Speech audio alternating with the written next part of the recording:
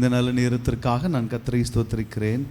கடந்த வாரம் முழுவதுமாக தேவன் நம்மை கண்ணின் மணி போல் பாதுகாத்து மற்றும் ஒரு வாரத்திற்குள்ளாக தேவன் நம்மை கொண்டு வந்திருக்கிறார். எல்லாம் சொல்லுங்கள் அல்லேலூயா. இந்த நேரத்திலே நாம் எல்லாருமாக எழுந்து நின்று விசுவாச அறிக்கை செய்வோம். கர்த்தர் நம்முடைய அறிக்கையின்படியே நம்மை ஆசீர்வதித்து நம்மை வழிநடத்துவாராக. நாம் எல்லாருமாக எழுந்து நின்று விசுவாசத்தோடு அறிக்கை செய்வோம். கர்த்தராக இயேசு கிறிஸ்துவை என்னுடைய தேவனாகவும் என்னுடைய இரட்சகராகவும் நான் விசுவாசிக்கிறேன். அவர் பரிசுத்த ஆவியினால் உற்பவிக்கப்பட்டு கன்னி மரியாளிடத்தில் பிறந்து சிலுவையில் நமக்காக பாடுபட்டு மரித்து மீண்டும் உயிர்த்தெழுந்தார் என்று நான் விசுவாசிக்கிறேன். அவர் உயிர்த்தெழுந்து பரலோகத்திற்கு சென்றார் என்றும் அவர் சீக்கிரமாக மீண்டும் வரப்போகிறார் என்றும் நான் விசுவாசிக்கிறேன். என்னுடைய எல்லா ஆராதனைக்கு பாத்திரரும் என் வாழ்வின் வழிகாட்டியுமாகிய பரிசுத்த ஆவியாகிய தேவனை நான் விசுவாசிக்கிறேன். தேவ பிள்ளைகளாகிய பரிசுத்தவான்களின் ஐக்கியத்தையும் உண்மையாய் தேவனுக்கு கொடுப்பதையும் திருச்சபையிலே தேவ பணி செய்வதையும் நான் விசுவாசிக்கிறேன். பரிசுத்த வேதம் பிழையற்ற பரிபூரணமான தேவனுடைய வார்த்தை என்று நான் விசுவாசிக்கிறேன். பரிசுத்த வேதம் என்னை குறித்து என்ன சொல்கின்றதோ அதுவே என் அடையாளம். பரிசுத்த வேதம் என்னை குறித்து என்ன சொல்கின்றதோ அவைகளை நான் பெற்றுக்கொள்கிறேன். பரிசுத்த வேதம் என்னை குறித்து என்ன சொல்கின்றதோ அவைகளை என்னால் செய்து முடிக்க முடியும்.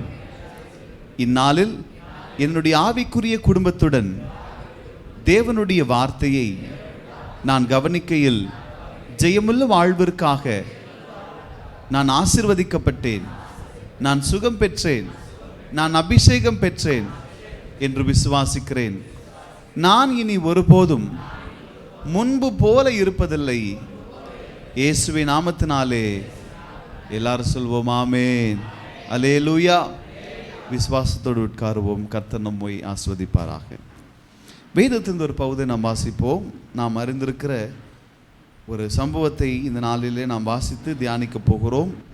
யோவான் எழுதின சுவிசேஷம் 5ஆம் அதிகாரம் முதல் 4 வசனங்களை நாம் வாசிப்போம். இவைகளுக்கு பின்பு யூதருடைய பண்டிகை ஒன்று வந்தது. அப்பொழுது இயேசு எருசலேமுக்கு போனார். எபிரேய பாஷையிலே பெத்தஸ்தா என்னப்பட்ட ஒரு குளம் எருசலேமில் ஆட்டு வாசலின் அருகே இருக்கிறது. அதற்கு 5 மண்டபங்கள் உண்டு.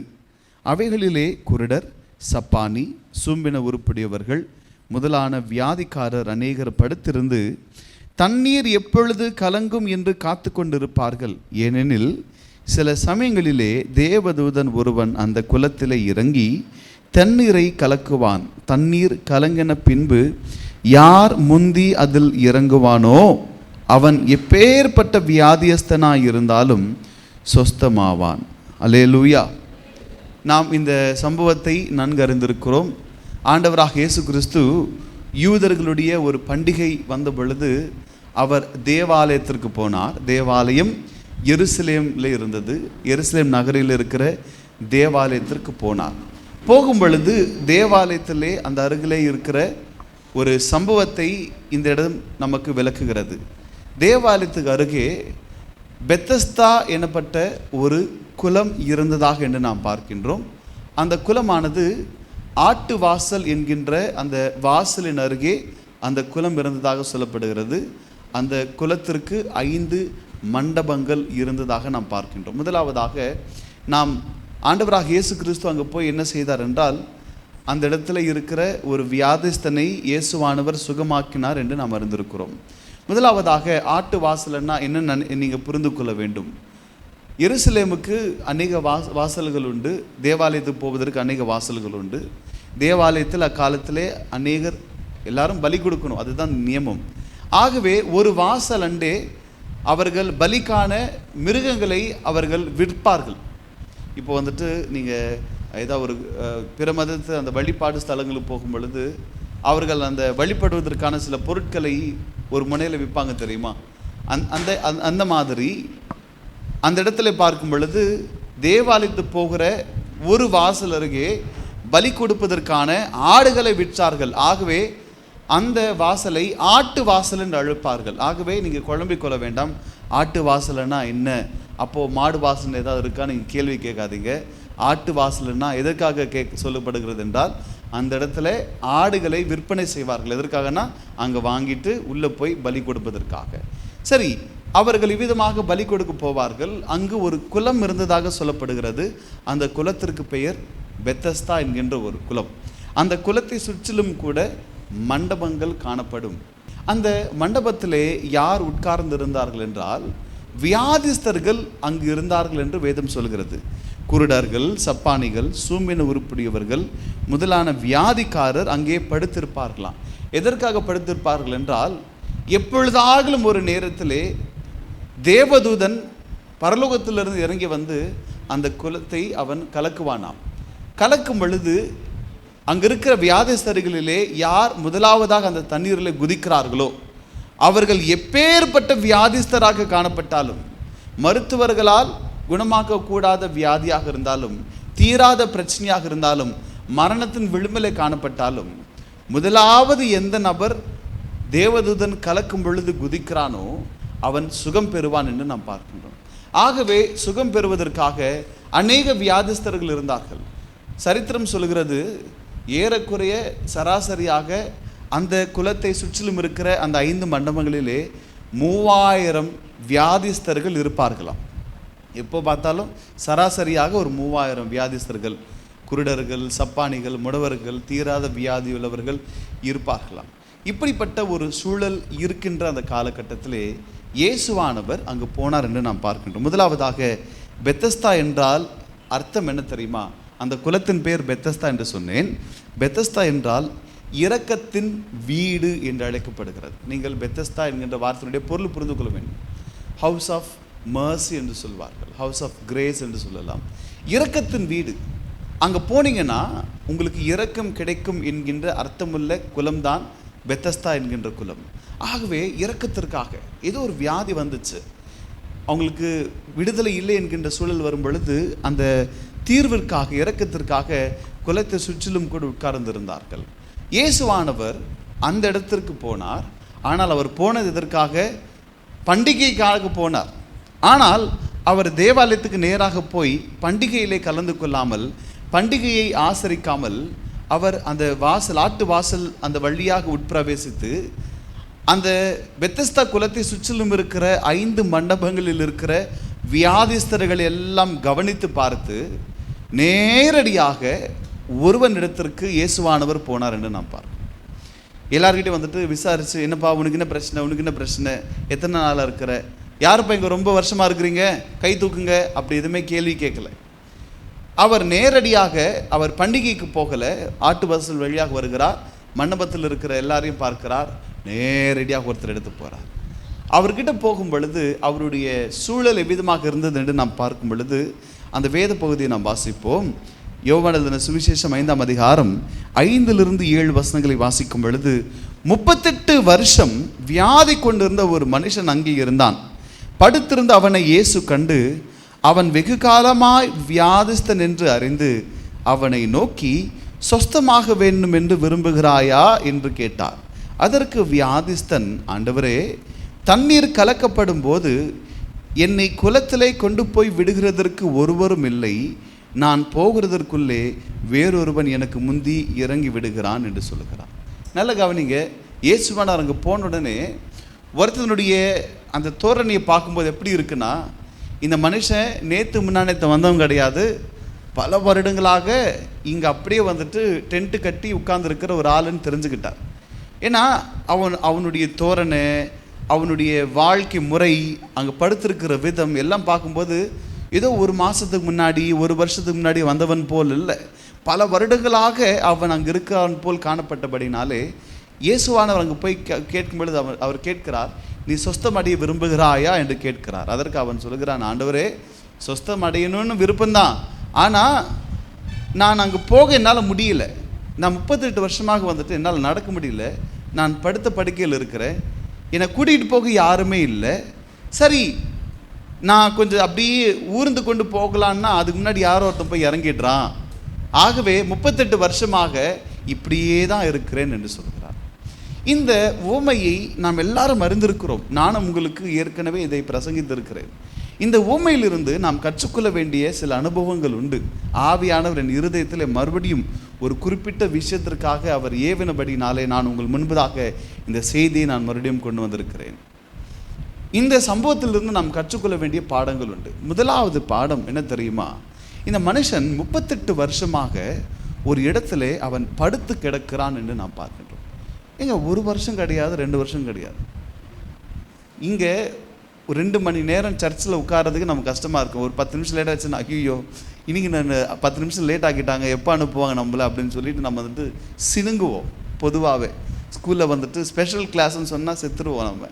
ஆனால் ஒரு மனுஷன் 38 வருஷமாக மலம் கழிக்க முடியாது, சிறுநீர் கழிக்க முடியாது, வெளியில் எங்கேயும் போக முடியாது, ஒரே இடத்துல படுத்திருக்கணும். அது எவ்வளவு நரகம் என்பதை யோசித்து பாருங்கள். முடங்கி இருக்கிறான், வேற எங்கேயுமே போக முடியாது. அதில் ஒரு பெரிய நரகம் என்ன தெரியுமா? கண்ணால் பார்க்க யாரோ ஒருத்த குதித்து சுகமெற்று போகும் பொழுது இவருக்கு எவ்வளோ வலிக்குன்னு யோசிச்சு பாருங்கள். டே நீ போன வருஷம் வந்தடா, போன மாதம் வந்த, ஆனால் நான் 38 வருஷமாக இருக்கிறேன். இங்கே இருக்கிற 3000 பேரில் நான் தான் சீனியர். முதல்ல என்னை கூட்டிகிட்டு போங்கன்னா கூட்டிகிட்டு போக யாருமே இல்லை. ஆனால் எல்லாருமே சுகமடைந்து போகும் பொழுது எவ்வளவு வேதனை இருக்கும் பாருங்கள். 1 வருஷம் அல்ல, 2 வருஷம் அல்ல, ஒரு மனுஷன் 38 வருஷமாக ஒரு இடத்துல முடங்கி இருக்கிறான் என்று நாம் பார்க்கின்றோம். சரி, இப்படிப்பட்ட ஒரு 38 வருஷமாக முடங்கி இருக்கிறதுக்கான காரணம் என்னவா இருக்குன்னு யோசிச்சு பாருங்க. என்னவா இருக்கும்? ஒருவேளை தேவதூதன் வந்துட்டு குளத்தில் இறங்கி கலக்கிறானே, கலக்கும்போது எப்பா யாரும் வராதிங்க, அவனை கூட்டிகிட்டு வாங்க, அந்த மனுஷன் 38 வருஷமாக இருக்கிறான் அப்படின்னு சொல்ல முடியுமா? முடியாதா? முடியுமே, ஆனால் சொல்லலையே, சொல்லலை. எப்படிங்க ஒரு வருஷம் 38 வருஷமாக ஒரு மனுஷன் இருக்கிறான் என்றால் அவன் 38 வருடங்களாக முடங்கி இருப்பதற்கான காரணம் என்ன என்பதை இயேசுவானவர் விளக்குகிறார். அந்த பகுதி வாசிக்கும் பொழுது அவன் சுகம் அடைந்த பிற்பாடு இயேசுவானவரை சந்திக்க வரும் பொழுது இயேசுவானவர் சொல்லுகிற ஒரு வார்த்தையினாலே 38 வருஷமாக ஏன் அவன் முடங்கி கிடந்தான் என்பதை நாம் புரிந்து கொள்ள முடியும். யோவான் 5:14 வாசிக்கும் பொழுது, அதற்கு பின்பு இயேசு அவனை தேவாலயத்தில் கண்டு, இதோ நீ சொஸ்தமானாய், அதிக கேடானதொன்றும் உனக்கு வராதபடி இனி பாவம் செய்யாதே. இனிமே மறுபடியும் இந்த பிரச்சனை வராமல் இருக்கணும்னா என்ன பண்ணக்கூடாது? பாவம் செய்யக்கூடாது என்றார். அப்போ 38 வருஷமாக இவன் முடங்கி கிடக்கிறதுக்கான காரணம் என்ன தெரியுமா? இவனோ இவனுடைய பெற்றோரோ யாரோ ஒருவர் பாவம் செய்தார்கள். பாவத்தின் விளைவாக தான் 38 வருஷமாக அவன் முடங்கி இருக்கிறான் என்று நாம் பார்க்கிறோம். தேவஜனம், இந்த நாளிலே நாம் எல்லாரும் கற்றுக்கொள்ள வேண்டிய ஒரு பாடம் உண்டு. பாவம் நம்மை முடங்கி கிடக்க செய்கிறது என்பதை நீங்கள் புரிந்து கொள்ளும். இதுதான் நாம் புரிந்து கொள்ளும் முதல் பாடம். நாம் ஒரு பாவம் செய்யும் பொழுது, கர்த்தருக்கு விரோதமாக ஒரு அக்கிரமம், ஒரு பாவத்தை நாம் செய்வோம் என்றால், அந்த பாவம் நம்ம என்ன செய்கிறது என்றால் நம்மை முடங்கி இருக்க செய்கிறது, கட்டி வைக்கிறது. நாம் யாருமே விரும்பி முடங்கி கிடப்பதல்ல. அந்த மனுஷன் விரும்பி வந்துட்டு 38 வருஷமாக அங்கே படுத்தில்லை.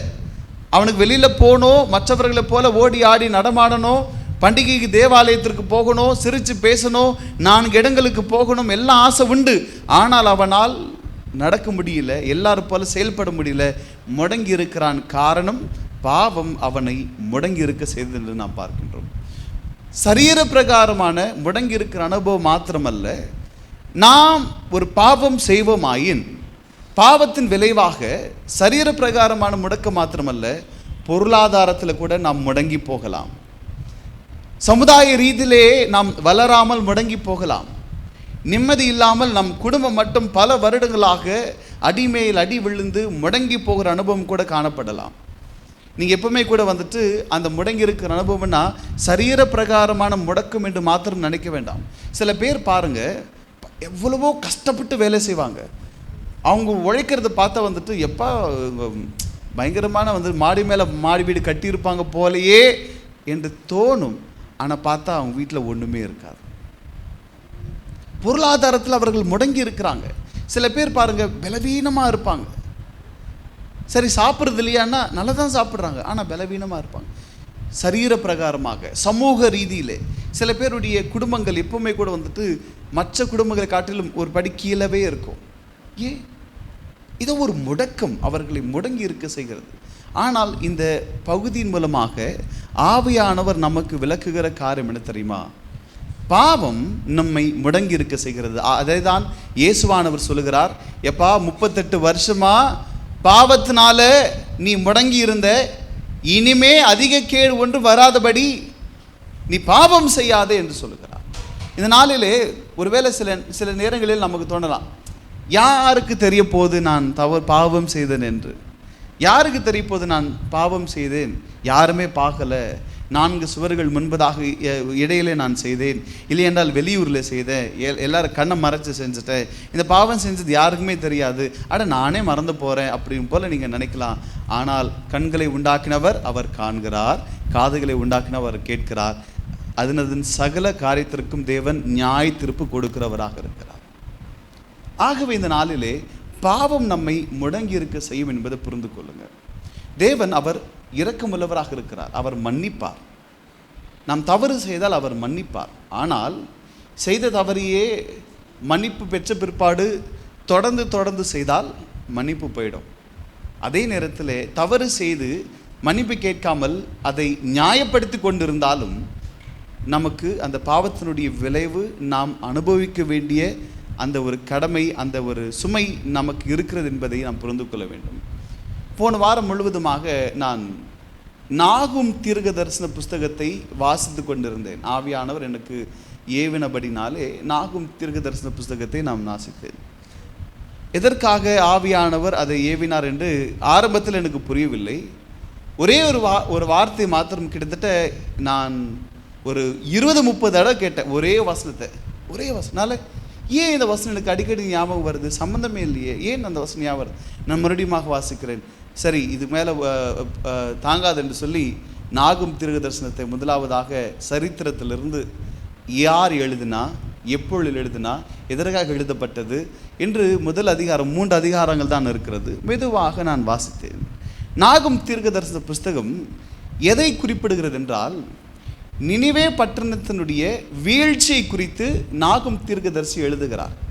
நல்லா கவனிங்க, நினிவே பட்டணத்தை குறித்து நாம் எங்கே வாசிக்கலாம்னா யோனா தீர்க்கதரிசி புஸ்தகத்தை வாசிக்கலாம். யோனா போய் நினிவே பட்டணத்தார் இடத்துல அழிய போகிறது என்று சொல்லுகிறார். ராஜா முதற்கொண்டு மிருகங்கள் வரை முட்டி போட்டு உபவாசித்து ஜெபம் பண்ணினார்கள். அழிவை தேவன் நீக்கிவிட்டார். இதை நாம் அறிந்திருக்கிறோம். அந்த நினிவே பட்டணத்தை குறித்து நாகும் தீர்க்கதரிசி எழுதுகிறார்.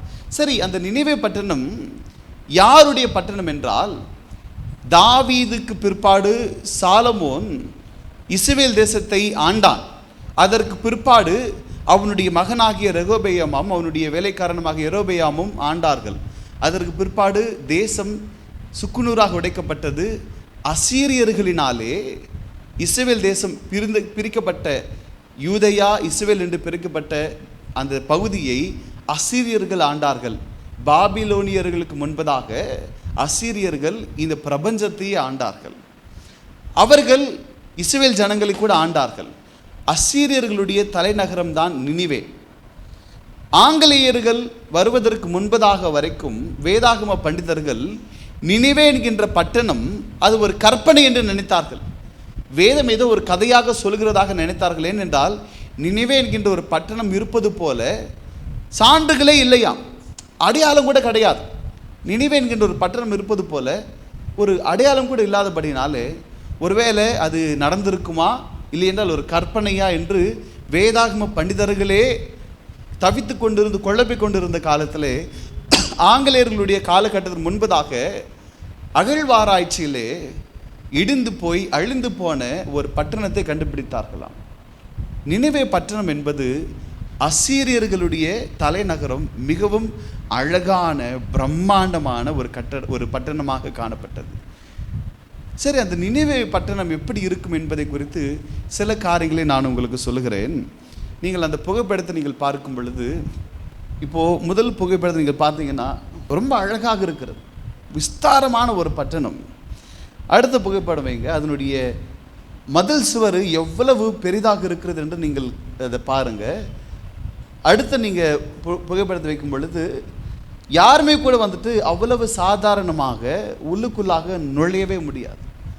அவ்வளவு ஒரு பயங்கரமான ஒரு பட்டணமாக காணப்பட்டது. சரி, அந்த பட்டணத்தினுடைய சிறப்பு அம்சங்களை குறித்து நாம் பார்க்கும் பொழுது, முதலாவதாக நினிவே பட்டணம் 80 மைல் சுற்றளவு கொண்ட ஒரு நகரமாக காணப்பட்டது. இரண்டாவதாக 100 அடி உயரம் 60 அடி ஆழம் கொண்ட கோட்டைகள். அந்த கோட்டைகள் எப்படி இருக்குன்னா 60 அடி ஆழம் 100 அடி உயரம். யோசிச்சு பாருங்க அந்த கோட்டைகள் எப்படி இருக்குன்னு யோசிச்சு பாருங்க. நம்ம வீடெல்லாம் வந்துட்டு எத்தனை அடி கட்டுவோம்? 8 அடி 9 அடிக்கு ஒரு ரூஃப் வந்து இடிச்சிருது. நமக்கு 100 அடி உயரம் 60 அடி ஆழம் உள்ள கட்டடம் கோட்டை. அது நூற்றுக்கணக்கான காவல் கோபுரங்கள், நூற்றுக்கணக்கான காவல் கோபுரம். அங்கிருந்து ஏதாவது எதிரிகள் வராங்கன்னு பார்ப்பாங்களாம். 5 அடுக்கு கோபுரங்கள், 3 அடுக்கு காவல் அகழிகள் காணப்பட்டதாம். கோட்டையின் உச்சியிலே 60 அடி அகலத்தில் 4 தேர் ஒரே நேரத்தில் ஓடும் வசதி இருக்கு. யாராவது உங்க வீட்டு மதில் சுவர் மேல நடக்க முடியுமா? மதில் சுவர் எவ்வளோ இருக்கும்? சும்மா ஒரு கல் அளவு தான் இருக்கும். ஆனால் அந்த நகரத்தினுடைய கோட்டை மதில் சுவர் எப்படி இருக்குன்னா 60 அடி அகலம். மதில் சுவரே 60 அடி அகலம். அந்த மதில் சுவர் மேலே 4 ரதங்கள் ஓடலாமா ஒரே நேரத்தில். அவ்வளவு பெரிய கோட்டை. பிரமிட் வடிவத்திலே கோயில்கள் இருந்துச்சு. பிரம்மாண்டமான ஒரு கட்டணம், ஒரு பட்டணம், அழகான ஒரு பட்டணம் நினிவே. அந்த பட்டணத்தார் பாவம் செய்யும் பொழுது யோனா தீர்க்கதரிசியை அனுப்பி தேவன் எச்சரித்தார். அவர்கள் மனம் மாறினாங்க, அழிவிலிருந்து தப்புவிக்கப்பட்டாங்க. அசிரிய ராஜாவும் அவங்க தேசத்தாரும் தப்புவிக்கப்பட்டாங்க. ஆனால் சரியாக 100 ஆண்டுகள் பிற்பாடு மறுபடியும் பாவம் பண்ணாங்க. இங்கே தான் பிரச்சனை. ஒரு காலத்தில் தப்பு பண்ணாங்க, கர்த்தர் அவர்களை எச்சரித்தார். அவங்க மனம் திரும்பினாங்க, உபவாசித்தாங்க, ஜெபம் பண்ணாங்க, மன்னிப்பு கேட்டாங்க, மறுபடியும் தவறு செஞ்சாங்க. தவறு செய்தபடினாலே அவர்கள் மேல் தேவனுடைய கோபம் பற்றி எரிந்தது. பட்டணம் முழுவதுமாக அடையாளமே தெரியாமல் இடிந்து அழிந்து போனதாக நாம் பார்க்கின்றோம். அவர்கள் மேல் தேவனுடைய கோபம் எப்படி இருந்தது என்று நாம் பார்க்கும் பொழுது, நாகும் தீர்க்கதரிசன புஸ்தகம் 1ஆம் அதிகாரம் 1-2 வசனங்களை வாசிக்கும் பொழுது, நினிவேயின் பாரம் எல்கோசானாகிய நாகூமின் தரிசன புஸ்தகம், கர்த்தர் எரிச்சலுள்ளவரும் நீதியை சரிக்கட்டுகிறவருமான தேவன், கர்த்தர் நீதியை சரிக்கட்டுவார், உக்கிர கோபமுள்ளவர், கர்த்தர் தம்முடைய சத்துருக்களுக்கு பிரதிபலன் அளிக்கிறவர், அவர் தம்முடைய பகைஞருக்காக கோபத்தை வைக்கிறார் என்று நாம் பார்க்கிறோம். இந்த இடத்துல பார்க்கும் பொழுது மிகவும் தெளிவாக சொல்லப்படுகிறது, கர்த்தர் எரிச்சல் உள்ளவர் என்று நாம் பார்க்கின்றோம், நீதியை சரி கட்டுகிறவர் என்று நாம் பார்க்கின்றோம், அவர் மிகவும் கோபமுள்ள தேவன் என்று நாம் பார்க்கின்றோம். ஆகவே நான் உங்களுக்கு நீதி நான் சரி கட்டுவேன் என்று தேவன் இந்த இடத்துல மிகவும் தெளிவாக ஜனங்களிடத்தில் பேசுகிறார். இந்த நாளிலே தேவன் பாவத்தை சகிக்க மாட்டாத தேவன் என்பதை நீங்கள் புரிந்து கொள்ளுங்கள். சரி, அவர் இரக்கமுள்ளவர், ஆகவே என்னை மன்னிச்சிருவார், நான் என்ன செஞ்சாலும் கூட வந்து பெருசாக எடுத்துக்க மாட்டேன்னு நினைக்காதீங்க. இந்த வசனம் நீங்கள் புரிந்து கொள்ளுங்க. அவர் உக்கிர கோபம் உள்ளவர், சத்ருக்களுக்கு பிரதிபலன் அளிக்கிறவர் என்பதை நீங்கள் புரிந்து கொள்ளுங்க. அடுத்த வசனத்தில் வாசிக்கும் பொழுது 6-7 வசனங்களை வாசிக்கும் பொழுது, அவருடைய கோபத்துக்கு முன்பாக நிற்பவன் யார்? அவருடைய உக்கிரப கோபத்திலே தரிப்பவன் யார்? அவருடைய எரிச்சல் அக்னியை போல இறைக்கப்படுகிறது, அவராலே கண்மலைகள் பேர்க்கப்படும். 7ஆம் வசனத்தில் பார்க்கிறோம், கர்த்தர் நல்லவர், இக்கட்டு நாளிலே அரணான கோட்டை தம்மை நம்புகிறவர்களை அறிந்திருக்கிறார் என்று நாம் பார்க்கின்றோம். 6ஆம் வசனம் 7ஆம் வசனம் ரொம்ப வித்தியாசமாக இருக்கிறது. 6ஆம் வசனத்திலே கர்த்தர் நான் எவ்வளவு கோபமுள்ள தேவன், நான் எரிச்சல் உள்ள தேவன் என்று அவர் சொல்லுகிறார். 7ஆம் வசனத்தில் பார்க்கும் பொழுது கர்த்தர் நல்லவர், இக்கட்டு நாளிலே அரணான கோட்டை என்று சொல்லுகிறார். யார் பாவம் பண்ணாமல் தங்களை பரிசுத்தமாக காத்து கொள்கிறார்களோ அவர்களுக்கு தேவன் நல்லவராக இருக்கிறார்.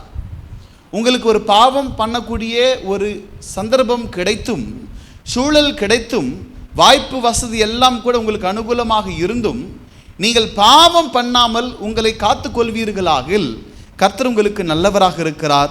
உங்களுக்கு கஷ்டம் வந்தா உங்களுக்கு தேவன் ஒரு கோட்டையாக இருக்கிறார், உங்களை அவர் அறிந்திருக்கிறார்.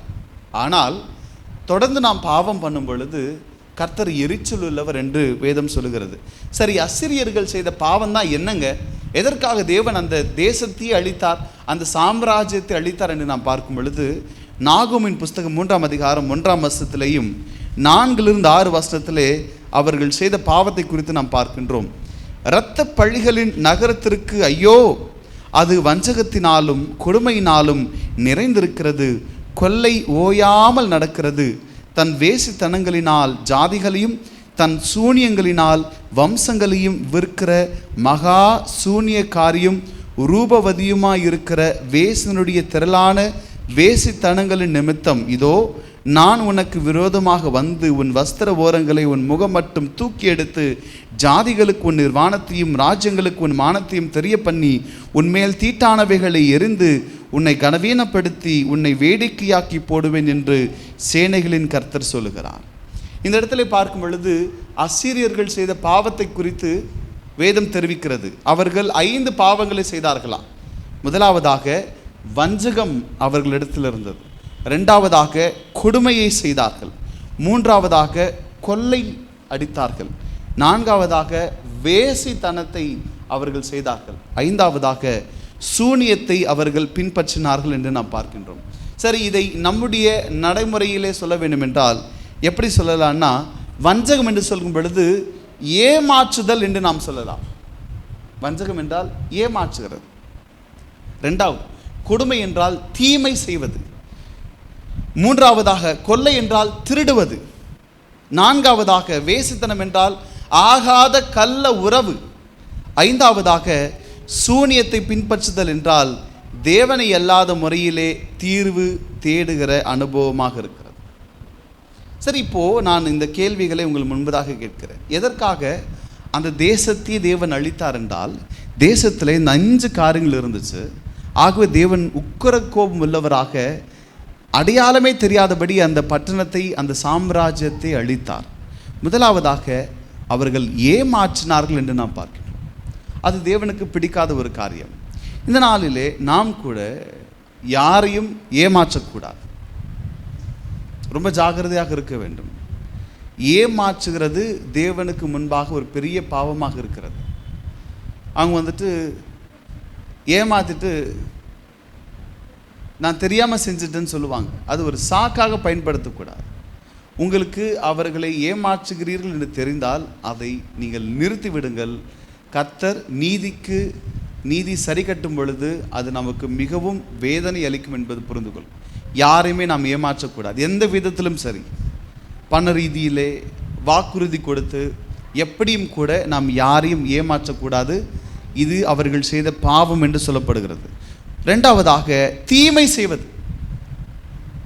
யாருக்காகலும் ஒருத்தருக்கு தீமை செய்வதற்காக நீங்கள் கங்கணம் கட்டிட்டு முன்ன வராதிங்க.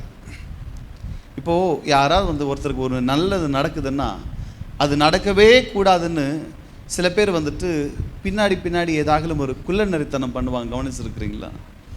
அவங்க நல்லா இருக்கிறாங்களே, அவங்களுக்கு அது வரப்போதாமே, அவங்களுக்கு இது செய்ய போதாமே, ஏதாவது ஒரு பிரச்சனை பண்ணுறதுக்காக முயற்சி பண்ணுவாங்க. இப்படி யாருக்கும் தீமை செய்யாதீங்க. அது ரொம்ப ஜாக்கிரதையாக இருக்கணும். அது தேவனுக்கு பிரியமில்லாத காரியம். நான் யாருக்காகலும் தீமை செய்கிறேன்னா, மனுஷிக குணம் என்ன தெரியுமா? ஒருத்தருக்கு தீமை செஞ்சால் நமக்கு ரொம்ப நிம்மதியாக இருக்கிற மாதிரி தோணும். ஆனால் அதனுடைய விளைவுகள் மோசமாக இருக்கும் என்பதை புரிந்து கொள்ளுங்கள். யாரையும் நாம் ஏமாற்றக்கூடாது, தீமை செய்யக்கூடாது. 3வதாக திருடக்கூடாது. ரொம்ப ஜாகிரதையாக இருங்க. மற்றவனுடைய பொருளோ உடைமையோ இல்லை என்றால் அவர்களுடைய வேலையோ எதையுமே நாம் திருடக்கூடாது. அவருக்குரியது அவருக்கு தேவன் கொடுப்பார். நமக்குரியதை தேவன் நமக்கு கொடுப்பார். ஒருவேளை உங்கள் முன்பதாக மற்றவர்கள் உயர்த்தப்பட்டால் நீங்கள் பயப்பட வேண்டாம். ஆகவே அவர்கள் உயர்த்தப்படுகிறார்கள் என்று அவர்களுடைய உயர்வை நீங்கள் திருட நினைக்காதீங்க. இன்னைக்கு அவர்கள் உயர்த்தப்படுவாங்க. உங்களுக்கு என்று ஒரு நாள் வரும் பொழுது கர்த்தர் உங்களை உயர்த்துவார். அவ்வளவுதான். அவர்களுடைய உயர்வை நீங்கள் திருட நினைக்கக்கூடாது. 4வதாக கள்ள உறவு. ஆகாத உறவு ஒரு காலமும் தேவன் வெறுப்பதில்லை. தேவனை இல்லாமல் பிற மதத்தை நாடுவது எப்படியோ வேசித்தனம் அப்படி என்று தேவன் சொல்லுகிறார்.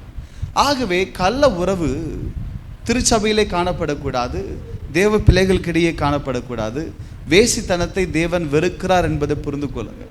அதற்கு நீங்கள் என்ன பெயர் வச்சாலும், அதற்கு நீங்கள் எப்படி அர்த்தம் கற்பித்தாலும், வேசித்தனம் என்பது வேசித்தனம் தான். கள்ள உறவு என்பது கள்ள உறவு தான். அதற்கு நீங்கள் என்ன பேர் சொன்னாலும் சரி. எனக்கு எமோஷ்னல் ஒரு சப்போர்ட் என்று சொன்னாலும், எனக்கு ஒரு நல்ல கவுன்சிலிங் கொடுக்குறவங்க சொல்லி என்ன நீங்கள் வாயில் வடை சுட்டாலும், கள்ள உறவு என்பது கள்ள உறவு தான். ஆகவே வேசித்தனத்தை தேவன் வெறுக்கிறார் என்பதை நீங்கள் புரிந்து கொள்ளுங்கள். ஐந்தாவதாக சூனியத்தை பின்பற்றுதல் என்று நாம் பார்க்கின்றோம். சரி, இப்போது நீங்கள் கேட்கலாம், அப்பாடி இந்த 5வது மட்டும்தான் நான் பண்ணலைங்க, சூனியம் பக்கமே நான் போனதே இல்லை நீங்கள் சொல்கிறீங்களா? ரைட்டு. சரி, சூனியம் என்ன நினைக்கிறீங்க? சிம்பிள். எப்படின்னா, ஒரு தீர்வுக்காக பிசாசை சார்வது தான் சூனியம். நீங்கள் ரொம்ப பெருசாக எடுத்துக்காதீங்க. நான் சமயத்தில் சொல்லிட்டு இருந்தேன், நான் ஒரு இடத்துல போயிட்டு இருக்கும்போது ஒரு மஞ்சள் நோட்டீஸ் பார்த்தேன். எப்படின்னா மலையாள மந்திரவாதி அப்படின்னு ஒரு நோட்டீஸ் பார்த்தேன். நான் ரொம்ப நாள் சின்ன வயசில் பார்த்தது, அப்புறம் இப்போ தான் நான் பார்க்குறேன். அப்படின்னு இருந்துச்சுன்னா கணவனை வசியம் செய்ய வேண்டுமா, மனைவியை வசியம் செய்ய வேண்டுமா, மலையாள மந்திரவாதியை நாடுங்கள். அப்போது அவங்க சூனியம் ஏதாவது பண்ணி வசியப்படுத்த நினைக்கிறாங்க. இப்போது இதெல்லாம் கூட என்ன அர்த்தம்னா இப்போது கர்த்தர், இப்போது உதாரணத்தை எடுத்துக்கொள்ளுங்களேன். கணவர் மனைவி பேச்சு கேட்குறதே இல்லை, சுத்தமாக கேட்குறதே இல்லை. அப்போது என்ன பண்ணுவாங்கன்னா ரைட்டு போங்க, போய் மருந்து வாங்கி சோத்தில் கலந்து விட்டுருங்க. இதுதான் நடக்குது. நான் ஒரு விஷயம் நல்லா புரிந்து கொள்ளுங்க, கலந்து கொடுங்க. அப்போது கணவன் என்ன செய்வார்? கொஞ்சம் கொஞ்சமாக மனைவி பின்பதாகவே போவார். மனைவியை திட்டவே மாட்டார், மனைவி மேலே கோவப்படவே மாட்டார், அமைதியாக இருப்பார். வீட்டுக்கு கபுக்குன்னு தூங்கிடுவார். எங்கே சண்டைக்கு ஒம்புக்கு எங்கேயும் போக மாட்டார். இப்படிப்பட்ட செய்கின்றவர்களும் உண்டு. சரி, இப்போது ஒரு காரியத்தை சொல்லுகிறேன். உங்கள் கணவர் மூர்க்கமாக அடித்து உங்களை துன்புறுத்துகிறார். இப்போ தீர்வுக்காக, ஆண்டவரே என் கணவரை மாற்றுங்கன்னு கேட்கணும். இல்லைன்னா சீக்கிரமாக போய் அது டைம் ஆகும். கர்த்தர் அவரை அடித்து அவரை திருத்தி அவருக்கு நல்ல புத்தி கொடுத்து அவர் மாறுறதுக்கு டைம் ஆகும். ஐயோ, அவ்வளோ நாள் வெயிட் பண்ண முடியாது. எனக்கு இன்ஸ்டன்ட் நூடுல் மாதிரி போட்ட உடனே எனக்கு நூடுல்ஸ் வந்துடணும். போங்க மலையாள மந்திரவாதி கிட்ட, பண்ணுங்க ஒரு சூனியத்தை, வாங்குங்க ஒரு உருண்டையை, சேருங்க சோத்தில், வாயில் திணிங்க, முடிஞ்சு போச்சு. புரியுதுங்களா? இப்போ என்ன நடக்குதுன்னா, இப்போது சூனியம் என்றால் என்ன தெரியுமா? தேவனை அல்லாமல் பிற காரியத்தை தீர்வுக்காக தேடுவது தான் சூனியம். இப்படி செய்வதனாலே அந்த சாம்ராஜ்யம் அழிந்து போனது என்று நாம் பார்க்கின்றோம். இப்போ வாங்க நம்ம இந்த கேள்விக்கு, நம்மெல்லாம் கிறிஸ்துவர்கள், ரைட், நம்மெல்லாம் சபைக்கு போகிறோம், ரைட். ஆனால் நம் குடும்பங்களிலே எங்கேயோ ஒரு இடத்துல இந்த காரியம் இருக்கா அப்படின்னு நீங்கள் யோசிச்சு பாருங்கள். நான் நிறைய கிறிஸ்தவர்களுக்கு வீடுகளிலே இப்படிப்பட்ட ஒரு அனுபவம் இருக்கிறதாக நான் கேள்விப்பட்டிருக்கிறேன். இந்த வார்த்தை வாசிக்கும் பொழுது ஆவியானவர் எனக்கு உணர்த்தினார். எதனா కలిపి ఇవ్వండి, நீ எனக்காலே తిరుగుతాడు అంటారు. இன்னொன்னாரு, நான் கேட்டுக்கிறேன், சில பேர் பேசி நான் கேட்டுக்கிறேன், மந்து பெட்டேரேவோ. அப்போது எங்கே இதெல்லாம் வந்துச்சு? வேதத்தில் இருக்கா? என்னிடத்துல வாருங்கள், நான் உங்களுக்கு உருண்டை உருட்டி கொடுப்பேன் கடவுள் எங்கே சொல்லியிருக்கிறாரா? இல்லையே. அப்போது கிறிஸ்தவர்களாக இருந்தாலும் நாம் என்ன செய்கிறோம் தெரியுமா? தீர்வுக்காக தேவனிடத்திற்கு போகாமல் நாம் என்ன செய்கிறோன்னா பிற வழிகளை நாடுகிறோம், பிசாசுடைய வழிகளை நாடுகிறோம். இப்போது கர்த்தருடைய கோபத்தோடு அவர் சொன்ன வார்த்தைகளை நினைவுபடுத்தி சொல்லுங்கள். அவர் சொல்கிறார், நான் எரிச்சல் உள்ள தேவன், உக்கிரக கோபம் உள்ளவன் என்று சொல்லுகிறார். நான் அவர்களை அழிப்பேன் என்று சொல்லுகிறார். எதற்காக? அவர்கள் தேவனை அல்லாமல் பிற வழிகளிலே தீர்வை நாடினார்கள் என்று நாம் பார்க்கின்றோம். இந்த நாளிலே அந்த சாம்ராஜ்யமே அழிந்து போவதற்கான காரணம் இந்த 5 பாவங்கள். 38 வருடங்களாக ஒருவன் படுத்திருந்தானே, அதற்கு காரணம் அவனோ அவனுடைய குடும்ப பெற்றோரோ செய்த பாவத்தினுடைய விளைவு.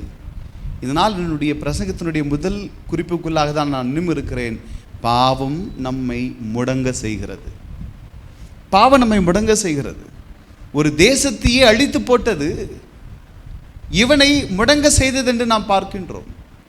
நீங்கள் தொடர்ந்து வாசிக்கும் பொழுது 3ஆம் அதிகாரத்திலே தேவன் சொல்லுவார், உன்னுடைய மேய்ப்பர்கள் உறங்கிக் கொண்டிருப்பார்கள், உன்னுடைய காவலாளர்கள் எல்லாம் உறங்கும் பொழுது உனக்கு அழிவு வரும் என்று சொல்லுகிறார்.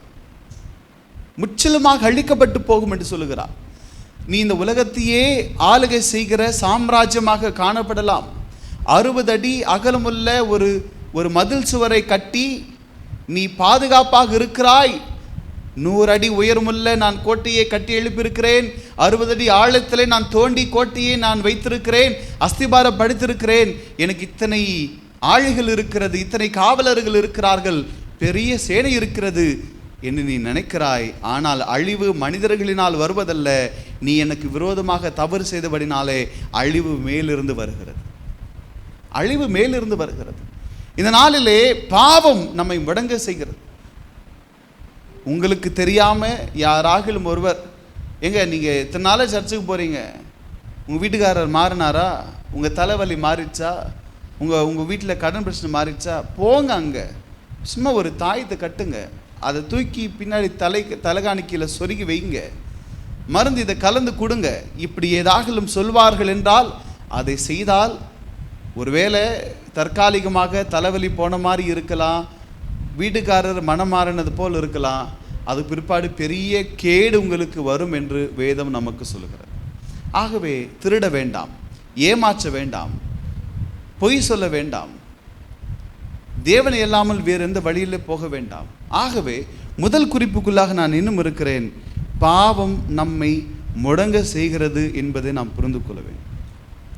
ஒருவேளை நாம் தவறு செய்தால் அந்த தவறுடைய விளைவு தண்டனை நம் பிள்ளைகள் மேல் வரும் என்பதை கூட நாம் புரிந்து கொள்ள வேண்டும்.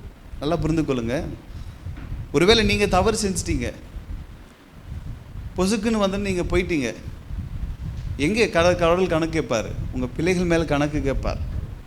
இப்போது நான் நினைப்பதுண்டு, 38 வருஷமாக அந்த ஆள் படுத்திருக்கிறான், திருப்பி அடித்தாலும் வந்துட்டு அவனுக்கு ஒரு 45 வயசு வச்சுக்கோங்களேன், என்னங்க அவன் தப்பு பண்ணிட்டான், ஒரு பிறவி சப்பானியாக இருந்திருந்தால் அவன் என்ன தப்பு பண்ணான், ஒருவேளை அவங்க பெற்றோர் தவறு செய்திருக்கலாம், அதனுடைய விளைவு தான் அவன் சம்பாதிக்கலாம். நல்ல கவனிங்க, நினிவேக்கு மறுபடியும் அழிவு 100 ஆண்டுகள் பிற்பாடு வந்தது. அந்த அழிவு வரும் பொழுது சிறு சிறு பிள்ளைகள் கூட செத்து போனார்கள். அவர்கள் என்ன தவறு செய்தார்கள்? 100 ஆண்டுகள் முன்பதாக இந்த பாவங்களை ஒருத்தன் வித்துட்டான் தெரியுமா, அவனுடைய விளைவு தான் இவர்கள் பெறுகிறார். ஆகவே உங்கள் எல்லாருக்கும் நான் சொல்லுகிறேன், நாம் செய்கின்ற பாவத்தினுடைய கணக்கு நம் பிள்ளைகள் மேல் சுமரும் என்பதை அறிந்து நாம் பாவம் செய்யாமல் இருப்போம். காரணம், பாவம் நம்மையும் நம் குடும்பத்தாரையும் வளர விடாமல், ஆசீர்வாதமாக இருக்க விடாமல் நம்மை முடங்க செய்கிறது. ஒருவேளை நீங்கள் கேட்கலாம், என் பிள்ளைகளுக்கு எப்படிங்க அது சுமரும் என்று நீங்கள் கேட்கலாம். உதாரணத்துக்கு நான் இவ்விதமாக சொல்லி புரிந்து கொள்ளுங்க. நீங்கள் ஒரு தவறு செய்கிறீங்க, தவறு செய்து நீங்கள் அதை அறிக்கை செய்யாமல் உள்ளுக்குள்ளேயே வச்சுக்கிட்டு ரகசியமாக வச்சுக்கிட்டு அந்த குற்ற உணர்வோடு வாழ்கிறீங்கன்னா அது உங்களுடைய குணமாக மாறிவிடும். நல்லா புரிந்துக்கொள்ள, அது உங்கள் குணமாக மாறிவிடும். இப்பொழுது உங்களுக்கு பிறக்கிற பிள்ளைக்கு எப்படி உங்கள் டிஎன்ஏ வருது, அப்படியே உங்களுடைய குணங்கள் கூட வரும். அவர்கள் டீஃபால்ட்டாகவே நீங்கள் எந்த பாவத்தில் நீங்கள் விழுந்தீங்களோ அந்த பாவத்தில் அவர்களும் கூட பலவீனமாக இருப்பார்கள். விழக்கூடிய சாத்தியக்கூறுகள் அதிகமாக காணப்படும். ஒருவேளை நீங்கள் பாவம் செய்து மன்னிப்பு கேட்டு அந்த குற்ற உணர்வு நீங்கிவிட்டால் அது உங்கள் குணங்களாக மாறாது, அது உங்கள் பிள்ளைகள் பக்கமாக போகாது. நீங்கள் அதை மன்னிப்பு கேட்காமல் உள்ளுக்குள்ளாக வைத்திருப்பீர்கள் என்றால், ஒருவேளை கனவுகள் தெரியாமல் இருக்கலாம், மனைவிக்கு தெரியாமல் இருக்கலாம், அது உங்கள் பிள்ளைகளுக்கு அது தொடர்ந்து வரும். பிள்ளைகள் அந்த பலவீனத்திலே அவர்கள் மிகவும் சிக்குண்டு போவார்கள். ஒருவேளை அவர்கள் தேவனை அறிந்தவர்கள் ஆனால் இந்த தவறிலே நான் விழக்கூடாது என்கின்ற விழிப்புணர்வு அவர்களுக்கு இருக்கும் என்றால் அவர்கள் தப்பித்துக் கொள்வார்கள். இல்லை என்றால் நீங்கள் எதிலே சிக்கினீர்களோ, எந்த கண்ணிலே சிக்கினீர்களோ அதே கண்ணிலே உங்கள் பிள்ளைகளும் சிக்குவார்கள், அவர்களும் அதிலே விழுந்து போவார்கள் என்பதை புரிந்து கொள்ளுங்கள். ஆகவே பிள்ளைகள் எல்லாருக்குமே நான் சொல்லுகிறேன், உங்கள் பெற்றோர்கள் எங்கு வீழ்ச்சி அடைந்தார்களோ அதை உணர்ந்து அந்த வீழ்ச்சி ஒரு நாளிலே உங்களுக்கு நேராக வரும் என்பதை புரிந்து கொண்டு நீங்கள் ஜாக்கிரதையாக இருந்தால் நீங்கள் தப்பித்துக் கொள்வீர்கள். இல்லை என்றால் அதே வீழ்ச்சி உங்களுக்கும் ஒரு நாளிலே வரும் என்பது புரிந்து. அப்பா ஒரு விஷயத்தில் ரொம்ப வீக்காக இருப்பார், பிள்ளைகளும் வந்துட்டு அதே விஷயத்தில் வீக்காக இருப்பாங்க. அது எப்படிங்க அப்படி கேட்கலாம். அப்பா குணம் மட்டும், கோவ குணம் மட்டும் பையனுக்கு வந்தால் சிரிப்போம், அப்பா பலவீனம் பிள்ளைக்கு வந்தால் மட்டும் அது எப்படி வரலான்னு கேட்போமே நாம். அப்போது அது தொடர்ந்து வருகிறது. ஆகவே நான் ரொம்ப ஜாக்கிரதையாக இருக்கணும். ஆகவே நான் ஒரு விஷயத்தை புரிந்து கொள்வேன். நான் உங்கள் எல்லாருக்குமே சொல்கிறேன், உங்கள் அப்பா உங்கள் அம்மா எங்கே இடறினாங்களோ, எங்கே இடறி போய் முடங்கி போனார்களோ அதை அறிந்து அந்த சோதனையை பிசாசு உங்கள் முன்பதாக கொண்டு வரும் பொழுது நீங்களும் விழாமல் எச்சரிக்கையாக இருந்தால் உங்கள் வாழ்க்கை முடங்கி போகாது. இல்லை என்றால் அவங்க எங்கே முடங்கினாங்களோ நீங்களும் அங்கேயே முடங்கி போயிடுவீங்க. வேறு எந்த விதமான மாற்றம் காணப்படாது. ஒரே ஒரு காரியத்தை நான் மறுபடியும் சொல்லுகிறேன். அறிக்கை செய்யப்படாத பாவங்கள் நம்மை முடங்க செய்கிறது. அது நம்முடைய குணங்களாக மாறி நம்மையும் நம் பிள்ளைகளையும் அது தொடர்ந்து வரும் என்பதை நீங்கள் புரிந்து கொள்ளுங்கள். எல்லாரும் சொல்லுங்கள் அல்லேலூயா. ஆதாமனுடைய பாவம் கீழ்ப்படியாமை, அது அவனுடைய சந்ததியார் எல்லாருமே கூட அது அழித்தது, நாசமாக்கினது என்பதை நாம் மறந்திருக்கிறோம். சிம்சோனின் பாவம் சரீர இச்சை, அது அவனுடைய வாழ்க்கையை நாசமாக்கி போட்டது என்பதை நாம் மறந்திருக்கிறோம். கேயாசினுடைய பாவம் பண ஆசை, அது அவனுடைய வாழ்க்கையை நாசமாக்கினது. யூதாஸ் காரியத்தினுடைய பாவம் பதவி ஆசை, பண ஆசை, அவன் வாழ்க்கையை நாசமாக்கினது. இவர்கள் எல்லாருமே கர்த்தருக்காக சிறப்பாக இருக்க வேண்டியவர்கள். ஆதாம் தேவனோடு நித்திய காலம் சஞ்சரிக்க வேண்டியவன். சிம்சோன் ஒரு தலைச்சிறந்த நியாயாதிபதியாக இஸ்ரவேலர்களுக்காக நிற்க வேண்டியவன்.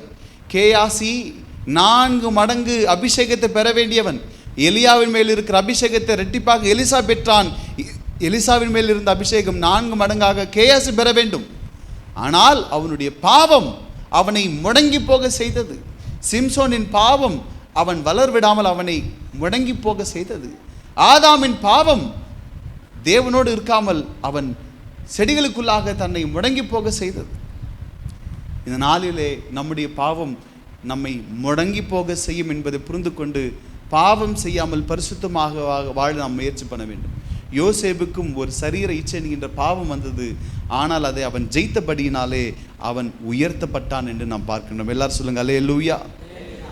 ஒரு தவறான முடிவு நம்முடைய வாழ்க்கையே தலைகீழாக மாற்றி போடும் என்பதை நீங்கள் புரிந்து கொள்ளுங்கள். ஆகவே பாவம் பண்ண வேண்டாம், தேவனுக்கு பிரியமில்லாத காரியம் செய்ய வேண்டாம். அவைகள் நம்மை முடங்கி போக செய்யும். உங்களுக்கு தெரியாமலேயே உங்களுடைய ஆசீர்வாதத்தை திருடும், உங்களுடைய சுகத்தை திருடும், உங்களுடைய நிம்மதியை திருடும், உங்களுடைய வளர்ச்சியை திருடும், உங்கள் பிள்ளைகளை பாதிக்கும். உங்கள் பிள்ளைகள் அவங்க என்ன தப்பு பண்ணாங்க, அவங்களுக்கு ஏன் இப்படி இருக்குன்னு உங்களுக்கே தெரியாது. அது உங்களை தொடர்கிறது என்பதை நீங்கள் அறிய மாட்டீர்கள். ஆனால் அதனுடைய வேதனை உங்களுக்கு கொடிதாக இருக்கும் என்பதை நீங்கள் மறக்கக்கூடாது. ஆகவே பாவம் நம்மை முடங்கி இருக்க செய்கிறது என்று நாம் பார்க்கின்றோம். ரெண்டாவதாக அந்த சம்பவத்திலிருந்து நாம் தெரிந்து கொள்ள வேண்டிய சத்தியம் என்ன தெரியுமா? இவ்வுலகத்திலே எதுவும் நமக்கு நிரந்தரம் அல்ல என்பதை நீங்கள் புரிந்து கொள்ளுங்கள். ரொம்ப முக்கியமானது. இந்த உலகத்தில் எதுவும் நமக்கு நிரந்தரமானதல்ல. யோவான் எழுதின சுவிசேஷம் 5ஆம் அதிகாரம் 7ஆம் வசனத்தை வாசிக்கும் பொழுது, அந்த வியாதிஸ்தன் ஆண்டவரே, தண்ணீர் கலக்கப்படும் போது என்னை குளத்தில் கொண்டு போய் விடுகிறதற்கு ஒருவரும் இல்லை, நான் போகிறதற்குள்ளே வேறொருவன் எனக்கு முந்தி இறங்கி விடுகிறான் என்று சொல்லுகிறான். நல்லா கவனிங்க, அவனுடைய வேதனை எப்படி இருக்குன்னு பாருங்க. நீ சொஸ்தமடைய விரும்புகிறாயா என்று கேட்டதற்கு அவன் ஏக்கத்தோடு சொல்லுகிறான், ஆண்டவரே, தண்ணீர் கலக்கப்படும் பொழுது என்னை குளத்திலே கொண்டு போய் விடுகிறதற்கு ஒருவருமே இல்லை, நான் போகிறதுக்குள்ளே ஒருத்தன் வந்து குதிச்சிடுறான்னு சொல்கிறான். எங்க 38 வருஷமா ஒருத்தன் கூடவா உதவி செய்ய வரல? யோசிச்சு பாருங்க. 38 வருஷங்க ஒருத்தன் கூட உதவி செய்யல. சொந்தக்காரங்க எங்க போயிட்டாங்க? பெற்றவர்கள் எங்க போயிட்டாங்க? உடன் பிறந்தவர்கள் எங்க போயிட்டாங்க? இல்லை என்றால் யாரோ ஒருத்தராவது உதவி செய்யணும்ல. ஆனால் யாருமே இல்லை. அவர் சொல்லியிருப்பார்ல, எப்பா போவாதப்பா, நான் போகிறேன்ப்பா, 38 வருஷமாக இருக்கிறேன்ப்பா சொல்லியிருப்பாரா இல்லையா? சும்மா யோசிச்சு பாருங்களேன். அவனும் மனுஷன்தான். நீங்களாக இருந்தால் நானாக இருந்தால் என்ன செஞ்சுருப்போம்?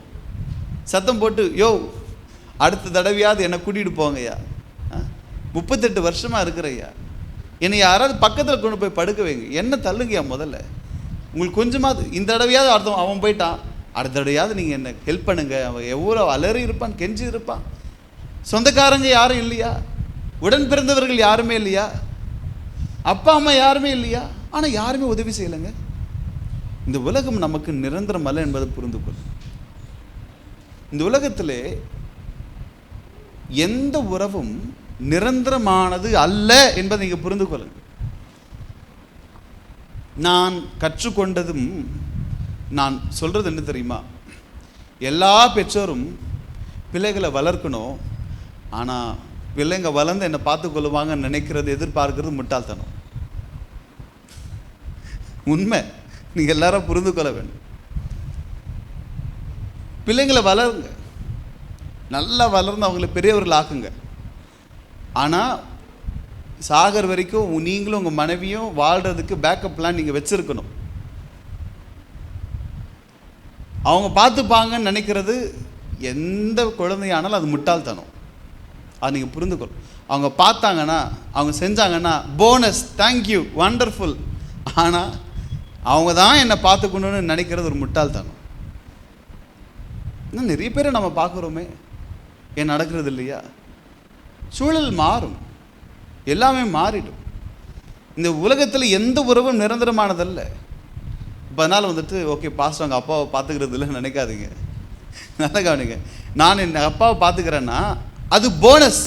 ஆனால் நான் பார்த்து பண்ணுறதுக்காக எங்கள் அப்பா வாழலை. புரிதுங்களா நான் சொல்கிறது? இப்படிப்பட்ட ஒரு கட்டமைப்பு இருக்க வேண்டும். இப்போது எனக்கு கர்த்தர் பிள்ளைகள் கொடுப்பார். இப்போ ஜூடா இருக்கிறான். இப்போ வந்துட்டு நான் வளர்ந்து நான் பெரியவனாகும்போது என் பிள்ளை தான் என்னை பார்த்து கொள்வான் என்று நான் ஒரு மனக்கோட்டை கட்டுவேன் என்றால் என்னை போல் ஒரு முட்டாள் ஒருவனும் இருக்க மாட்டான். வளர்க்கணும், பெரியவளாக்கணும், சிறந்தவனாக மாற்றணும், அவன் சிறப்பாக இருக்கணும், வண்டர்ஃபுல். அவனை பார்த்துக்கிறானா, என் கூட இருக்கின்றானா, வண்டர்ஃபுல். ஆனால் என் கூட இருக்க சொல்லுவான், என்னை பார்த்துப்பான், எனக்கு அது செய்வான், லொட்டு லொசுக்குன்னு நினைக்கிறது தான் தப்பு. இந்த உலகம் நிரந்தரமானதல்ல. ஒரு மனுஷன் 38 வருஷமாக இருக்கிறான், ஒருத்தன் கூட தூக்கி போட வரலன்னா எப்படிப்பட்ட சுயநலமுள்ள உலகம் என்பதை நீங்கள் புரிந்து கொள்ளுங்கள். நீங்கள் அதை புரிந்து கொள்ள வேண்டும். பதவி ஆசைக்காக ஏரோது ராஜா பச்சிலம் குழந்தைகளை கொன்றான், தன் குடும்பத்தில் பிறந்த குழந்தை கூட கொன்னான். அப்போ எவ்வளவு சுயநலமான இந்த உலகம் என்பதை நீங்கள் புரிந்து கொள்ளுங்கள். கோபம் வந்துச்சுன்னு சொல்லி சொந்த சகோதரனையே காயின் கொன்றான். எவ்வளவு சுயநலமான உலகம் என்பதை நீங்கள் புரிந்து கொள்ளுங்க. தம்பியை அப்பா ரொம்ப நேசிக்கிறாருன்னு சொல்லி தம்பியை வித்தவங்க யாக்கோபினுடைய பிள்ளைகள். எவ்வளவு சுயநலமான உலகம் என்பதை நீங்கள் புரிந்து கொள்ளுங்க. பணம் இருக்குன்னு சொல்லி ஃப்ரெண்ட்ஸ் எல்லாம் கெட்ட குமாரனோடு இருந்தாங்க.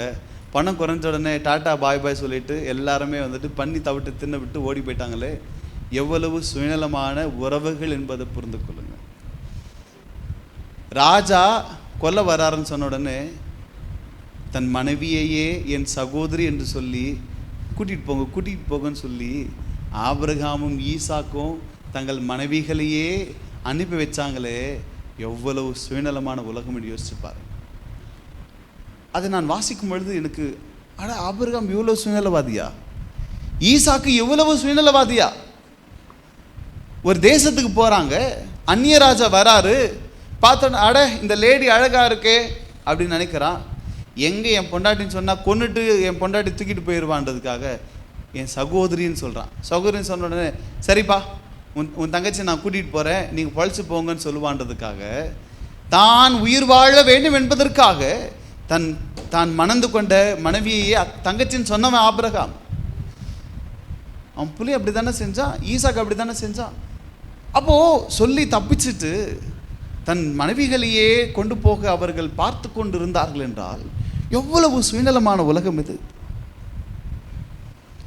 நான் அநேக உறவுகள் சொன்னேன். ராஜாவிலிருந்து, உடன் பிறந்தவர்களிலிருந்து, பெற்றோரிலிருந்து, பிள்ளைகளிலிருந்து, எல்லா உறவுகளிலும் கூட ஒரு ஸ்திரத்தன்மை இல்லை, உறுதிப்பாடு இல்லை. இந்த உலகத்திலே நம்பக்கூடியவர் ஒருவர் இருப்பார் என்றால் அவர்தான் ஆண்டவராக இயேசு கிறிஸ்து. நம்மிடத்திலே நன்மை இராத பொழுதே நம்மை தேடி வந்து நமக்காக ஜீவன் கொடுத்தவர் இயேசு ஒருவரே. 99 ஆடுகளை விட்டு காணாமல் போற ஆடை தேடி வந்தாரே, அவர் ஒருவரே நம்ப தகுந்தவராக இருக்கிறார். இதனாலே உங்கள் எல்லாருக்குமே நான் சொல்லுகிறேன், உறவுகளை நம்பி ஏமாற்றப்படுவதை காட்டிலும் தேவனை சார்ந்து வாழுங்கள். நீங்கள் ஒரு நாளும் வெட்கப்பட்டு போவதே இல்லை.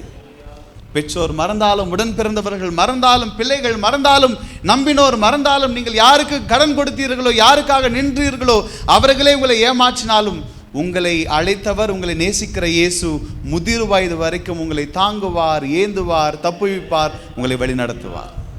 எல்லாரும் சொல்லுங்க அல்லேலூயா. 38 வருஷமா யாருமே கூட வரல, இயேசு வருகிறார். அவனுக்கு இயேசு யாருன்னு கூட தெரியாது. அவர் வந்து கேட்கிறார். யோவான் 5:6 வாசிக்கும் பொழுது, படுத்திருந்த அவனை இயேசு கண்டு அவன் வெகு காலமாய் வியாதிஸ்தன் என்று அறிந்து அவனை நோக்கி, சொஸ்தமாக வேண்டும் என்று விரும்புகிறாயா என்று கேட்டார். அவன் போவே இல்லைங்க, அவரே வருகிறார். சொஸ்தம் அடைய விரும்புகிறாயா என்று கேட்கிறார். இந்த நாளிலே தேவன் உங்களிடத்திலும் ஒரு கேள்வி கேட்கிறார். ஒருவேளை பாவத்தினால் நீங்கள் முடங்கி இருக்கிறீர்களா?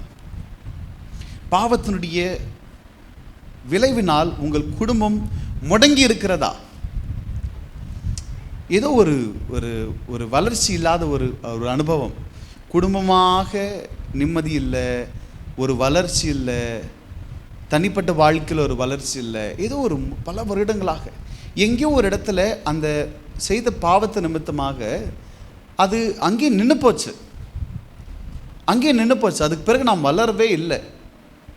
ஏதோ தாடி நரைச்சு போச்சு, தொப்பை வந்துச்சு, ரூபத்தில் சுருக்கம் வந்துச்சு, ஆனால் வாழ்க்கையில் வளர்ச்சி இல்லை, பொருளாதாரத்தில் வளர்ச்சி இல்லை, சமூக ரீதியில் வளர்ச்சி இல்லை,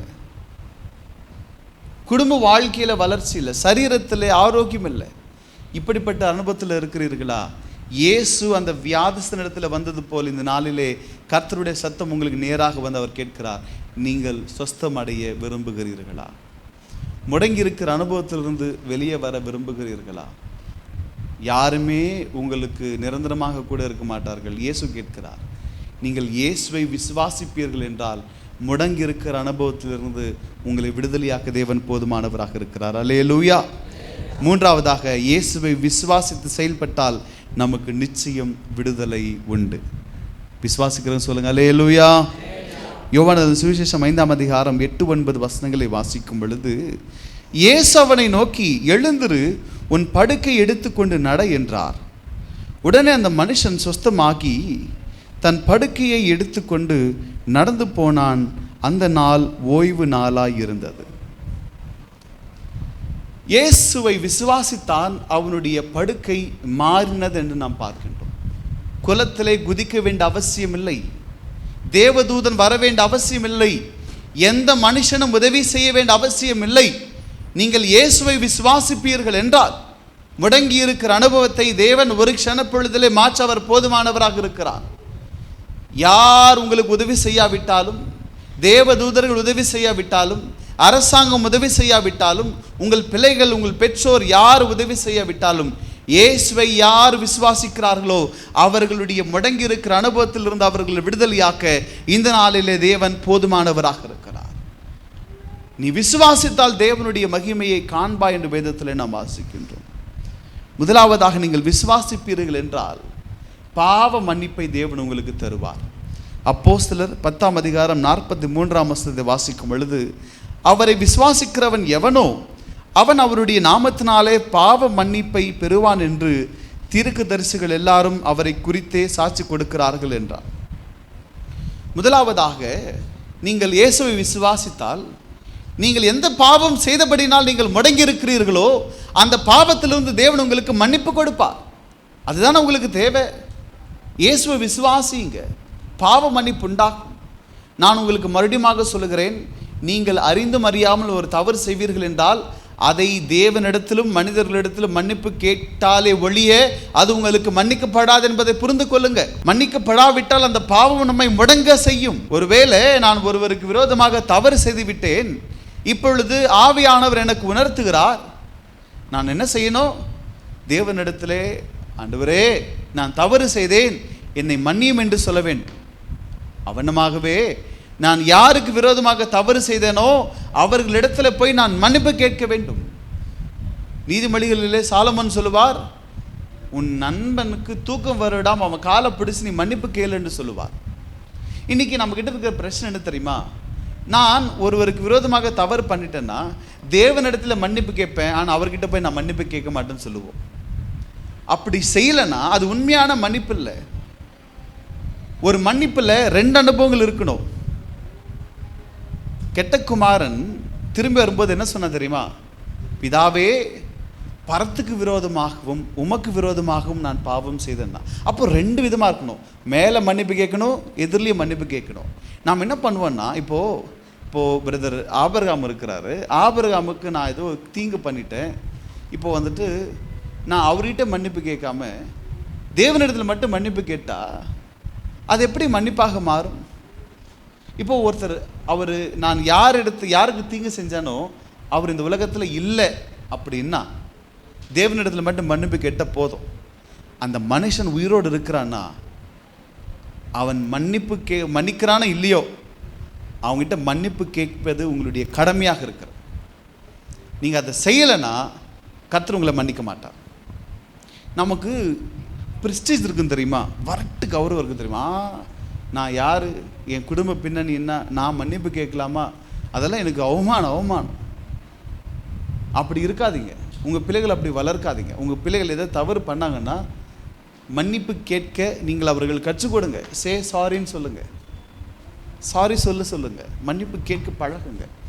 உங்கள் பிள்ளைகள் ஏதாகலும் நீங்கள் எதாவது தப்பு பண்ணிட்டீங்கன்னா ஏய் சச்ச போ அப்படின்னு சொல்லாதீங்க. அவங்க பிள்ளைகிட்ட நீங்கள் சாரி சொல்ல பழகுங்க. சரி, நான் ஒரு கேள்வி கேட்குறேன். பொதுவாகவே பெற்றோர்கள் வந்துட்டு பிள்ளைகளை தெரியாமல் கால் மெரிச்சிட்டிங்க, இல்லைன்னா திட்டிட்டீங்க, டென்ஷன் ஆகிட்டு எதாவது அடிச்சிட்டிங்க, உட்காந்துட்டு நான் ரொம்ப கோவப்பட்டு உன்னை அடிச்சிட்டேன், ஐ எம் சாரி அப்படின்னு சொல்லியிருக்கிறீங்களா? அதில் நிறைய பேர் சொல்லவே மாட்டாங்க. சரி வா வா வா சாப்பிட்டு போ அப்படின்னு சொல்லுவோம். சரி வா வா வா கறி குழம்பு செஞ்சுருக்கிறேன் வா, என்ன லஞ்சம் கொடுக்குறீங்களா? புரியுதுங்களா? சாரி சொல்ல நமக்கு விருப்பம் வராது, மனசு வராது. லஞ்சம் கொடுக்கலாம், சிக்கன் செய்யலாம், வேறு எதாவது செஞ்சு, அது கிடையாது முக்கியமானது. நீங்கள் எப்படி வாழ்கிறீங்களோ அப்படி தான் அவங்க மாறுவாங்க. நீங்கள் எதாவது தவறு செஞ்சீங்கன்னு உட்கார வச்சு, இந்த பாருப்பா நான் வந்துட்டு ரொம்ப வேறு ஏதோ ப்ரெஷரில் உன்னை நான் அடிச்சிட்டேன், நான் அப்படி உன்னை திட்டி இருக்கக்கூடாது, அந்த வார்த்தை உனக்கு சொல்லியிருக்கக்கூடாது, நான் செஞ்ச தப்பு தான், ஐ எம் ரியலி சாரி அப்படின்னு சொல்லி நீங்கள் சாதாரணமான குழம்பு செஞ்சால் கூட அது பரவாயில்ல.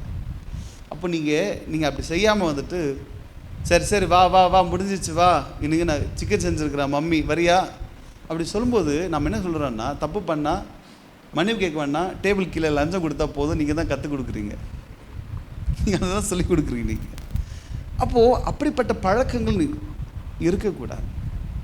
ஆகவே நாம் மன்னிப்பு கேட்கும்போது தேவனிடத்தில் கேட்கணும், மனிதனிடத்தில் கேட்கணும். அப்படி மன்னிப்பு கேட்டால் இயேசுவை விசுவாசிக்கிறவர்களுக்கு பாவ மன்னிப்பு உண்டாகும். அல்லேலூயா.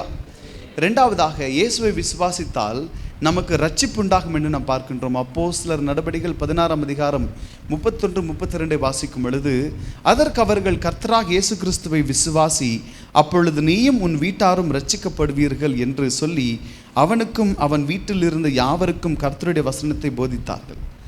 பாவ மன்னிப்பு மாத்திரமல்ல, எந்த தீங்கும் நமக்கு உண்டாகாமல் நாம் ரட்சிக்கப்படுகிறோம், நாம் பாதுகாக்கப்படுகிறோம். மன்னிப்பு மாத்திரமல்ல, நமக்கு ஒரு ப்ரொடெக்ஷன் வருகிறது. தீங்கு வராமல் நாம் இயேசுவை விசுவாசிக்கும் பொழுது கர்த்தர் நம்மை ரட்சிக்கிறார் என்று நாம் பார்க்கின்றோம். ஆகவே அந்த 38 வருடங்களாக படுக்கையில் இருக்கிறவன் எப்பொழுது இயேசுவை விசுவாசித்தானோ அவனுடைய ஜென்ம பாவங்கள், தான் செய்த பாவங்கள் மன்னிக்கப்பட்டது, அவன் ரட்சிக்கப்பட்டான் என்று நாம் பார்க்கின்றோம். 3வதாக மன்னிப்பு ரட்சிப்பு மாத்திரமல்ல, நாம் கேட்கும் பொழுது நம்முடைய குறைகள் எல்லாம் மாறும். மத்தேயு 21:22 வாசிக்கும் பொழுது, மேலும் நீங்கள் விசுவாசம் உள்ளவர்களாய் ஜெபத்தில் எவைகளை கேட்பீர்களோ அவைகளை எல்லாம் பெறுவீர்கள் என்றார். நீங்கள் விசுவாசிக்கும் போது தேவனிடத்தில் கேட்கும் பொழுது நீங்கள் எதை கேட்டாலும், ஆண்டவரே முடங்கி இருக்கிற இந்த பொருளாதாரம் மாற வேண்டும், முடங்கி இருக்கிற என்னுடைய சரீர சுகம் மாற வேண்டும், முடங்கி இருக்கிற ஆசீர்வாதம் மாற வேண்டும் என்று நீங்கள் கேட்கும் பொழுது கர்த்தர் அதை உங்களுக்கு கொடுக்கிறவராக இருக்கிறார். இந்த நாளிலே நாம் கற்றுக்கொள்ள வேண்டிய காரியங்கள் 3. முதலாவதாக, பாவம் நம்மை முடங்க செய்யும். பாவம் நம்மை முடங்க செய்யும் என்பதை புரிந்து கொண்டு பாவம் செய்யாமல் வாழ்வோம். பாவம் நம்மையும் நம் பிள்ளைகளையும் பின்தொடரும் என்பதை நீங்கள் புரிந்து கொள்ளுங்க. ஒருவேளை நீங்கள் அறிந்தும் அறியாமலும் பாவம் செய்தால் பாவத்தை ஒளித்து வைக்க வேண்டாம், அதை மன்னிப்பு கேட்டால் அதனுடைய விளைவு உங்கள் மேலும் உங்கள் பிள்ளைகள் மேலும் வராமல், உங்களை முடங்கி இருக்க செய்யாமல் கர்த்தர் உங்களை விடுதலையாக்குவார். இல்லை என்றால் 38 வருடங்களாக அவனை குலத்தின் அருகே முடங்கி இருக்க செய்தது போல நம்மையும் ஆசீர்வாதமாக வாழ விடாமல், சுகமாய் வாழ விடாமல், வளராமல் பாவமானது நம்மையும் நம் குடும்பத்தாரையும் முடங்க செய்யும் என்பதை புரிந்து கொள்ளுங்க. இரண்டாவதாக, இந்த உலகத்தில் எந்த உறவும் நிரந்தரமானது அல்ல. 38 வருஷமா அவனை யாருமே கூட வந்து குலத்திலே கொண்டு போய் விடுவதற்கு முன் வரவில்லை. உற்றார், உறவினர்கள், நண்பர்கள், அறிமுகமானவர்கள், சமுதாயத்தினர் யாரும் வரவில்லை. இப்படிப்பட்ட நிலைமை தான் நமக்கும் காணப்படுகிறது. உலகத்தார், மனிதர்கள், நாசிலே சுவாசம் இருக்கிற மனிதர்கள் நம்மை மறக்கலாம். இயேசு ஒருவரே நம்ப தகுந்தவராக இருக்கிறார். இயேசுவை நீங்கள் விசுவாசிப்பீர்கள் என்றால் இயேசு உங்களுக்கு பாவ மன்னிப்பை கொடுக்கிறார், ரட்சிப்பை கொடுக்கிறார். நீங்கள் கேட்கிற காரியத்தை உங்களுக்கு அவர் வாய்க்க செய்கிறவராக இருக்கிறார். ஆனபடினாலே அந்த குலத்தில் இருந்த அந்த மனிதன் விடுதலை பெற்றதிலே 3 காரியங்களை கற்றுக்கொண்டோம். அதற்கேற்றாற்போல் நம்முடைய வாழ்க்கையை நாம் மாற்றிக்கொள்வோம். நாம் எல்லாருமாக எழுந்து நின்று இந்த நேரத்தில் தேவ சமூகத்தில் வேண்டிக் கொள்வோம். நாம் எல்லாருமாக கண்களை மூடி இந்த நேரத்திலே கர்த்தரை நோக்கி பார்ப்போமா? இமற்றமாக தேவன் நம்மோடு பேசினார். இந்த வாரத்திலே ஆவியானவர் எனக்கு உணர்த்தின ஒரு காரியம், நினிவேவின் பாரத்தை குறித்து நீ பேசு என்று சொன்னார். இந்த நாளிலே நான் அதை உங்கள் முன்பதாக வைத்தேன். நினிவே அழகான ஒரு பட்டணம், நினிவே பாதுகாப்புள்ள ஒரு பட்டணம், அசீரிய சாம்ராஜ்யத்தினுடைய கோட்டையாக காணப்பட்டது. ஆனால் அவர்கள் செய்த பாவத்தினால் அவர்கள் அழிந்து போனார்கள். இந்த நாளிலே கர்த்தர் நம்மை எச்சரிக்கிறார்.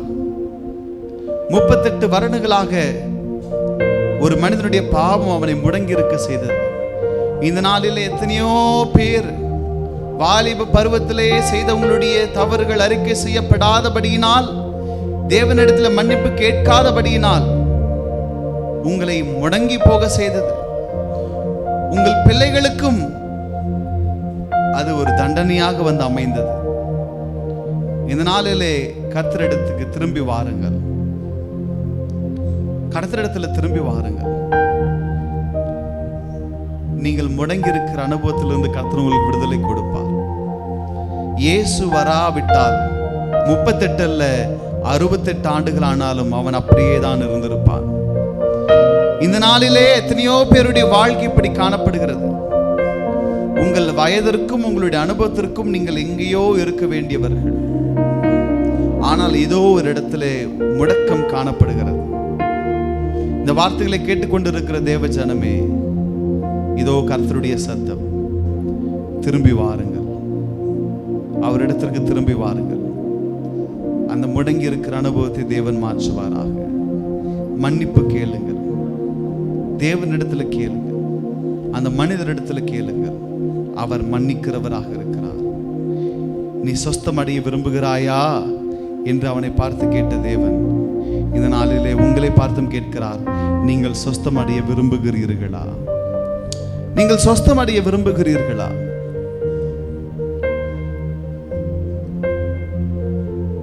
இந்த நாளிலே அந்த நல்ல தேவன் உங்கள் நடுவில் இருக்கிறார். எல்லாரும் கைவிட்டாலும் வெகுநாளாய் அவன் வியாதிஸ்தனாய் இருக்கிறான் என்பதை அறிந்த தேவன் உங்களிடத்திற்கு அவர் வந்திருக்கிறார். உங்களை நீங்கள் தேவனுக்கு ஒப்பு கொடுப்பீர்களா? நம்ம எல்லாருமாக கண்களை மூடி. நல்லவரே என் இயேசுவே, நான் பாடும் பாடலே காரணரே. நல்லவரே என் இயேசுவே, நான் பாடும் பாடலே காரணரே. நன்மைகள் எதிர்பார்த்து உதவாதவர், ஏழையாம் என்னை என்று மறவாதவர். நன்மைகள் எதிர்பார்த்து உதவாதவர், ஏழையாம் என்னை என்று மறவாதவர். துதி உமக்கே, கனம் உமக்கே, புகழும் மேன்மையும் ஒருவருக்கே. துதி உமக்கே, கனம் உமக்கே, புகழும் மேன்மையும் ஒருவருக்கே. இத்தனை மனிதர்கள் பார்த்தேனையா, ஒருவரும் உம்மை போல இல்லையா. எத்தனை மனிதர்கள் பார்த்தேனையா, ஒருவரும் உம்மை போல இல்லையா. நீரின்றி வாழ்வே இல்லை உணர்ந்தேனையா, உந்தரின் மாறா அன்பை மறவேனையா. நீரின்றி வாழ்வே இல்லை உணர்ந்தேனையா, உந்தரின் மாறா அன்பை மறவேனையா. துதி உமக்கே, கனம் உமக்கே, புகழும் மேன்மையும் ஒருவருக்கே. துதி உமக்கே, கனம் உமக்கே, புகழும் மேன்மையும் ஒருவருக்கே. உங்களில் யாரோ ஒருவர் 38 வருடங்களாக முடங்கி இருக்கிற அந்த மனிதனை போல் நிம்மதி இல்லாமல் நீங்கள் பல வருடங்களாக முடங்கி இருக்கலாம். வளர்ச்சி இல்லாமல் நீங்கள் பல வருடங்களாக முடங்கி இருக்கலாம். சுகம் இல்லாமல் பல வருடங்களாக நீங்கள் முடங்கி இருக்கலாம். இந்த நாளிலே கர்த்தர் உங்களோடு பேசுகிறார். இங்க இருக்கிறவர்களோடும் பேசுகிறார். நேரலையிலே காண்கிறவர்களோடும் தேவன் பேசுகிறார். ஏதாகிலும் ரகசிய பாவம் இருக்கிறதா? அறிக்கை செய்யப்படாத பாவம் ஏதாகிலும் குற்ற உணர்வாக உங்களுக்குள்ளாக இருக்கிறதா?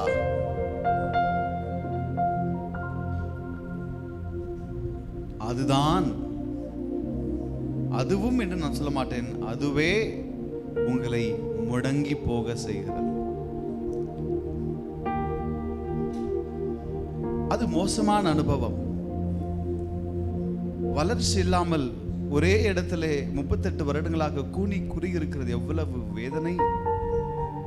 இந்த நாளில் அப்படிப்பட்டவர்கள் யாராகிலும் இருந்தால் உங்களை நான் கரங்களை உயர்த்த சொல்ல மாட்டேன், முன்ன வர சொல்ல மாட்டேன். ஆனால் தேவனிடத்தில் ஒப்புரவாகுங்க. அந்த மனிதனிடத்தில் ஒப்புரவாகுங்க. யாருக்கு விரோதமாக நீங்கள் தீங்கு செய்தீர்களோ அது அந்த 5 காரியங்கள் நான் உங்களுக்கு சொல்லியிருந்தேனே, ஏமாற்றுகிற அனுபவமாக இருக்கலாம், திருடுகிற அனுபவமாக இருக்கலாம், கள்ள உறவாக இருக்கலாம், இல்லை என்றால் சூனியமாக தேவனுக்கு முரணான வழியில தீர்வு காண்கின்ற அனுபவமாக இருக்கும். ஏதோ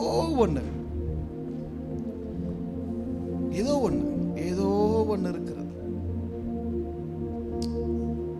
கர்த்தருடைய பிரதிநிதியாக நான் அவருடைய சமூகத்தில் நின்று சொல்லுகிறேன், இந்த ஆலயத்திலே ஆவியானவர் வாசமாய் இருக்கிறார்.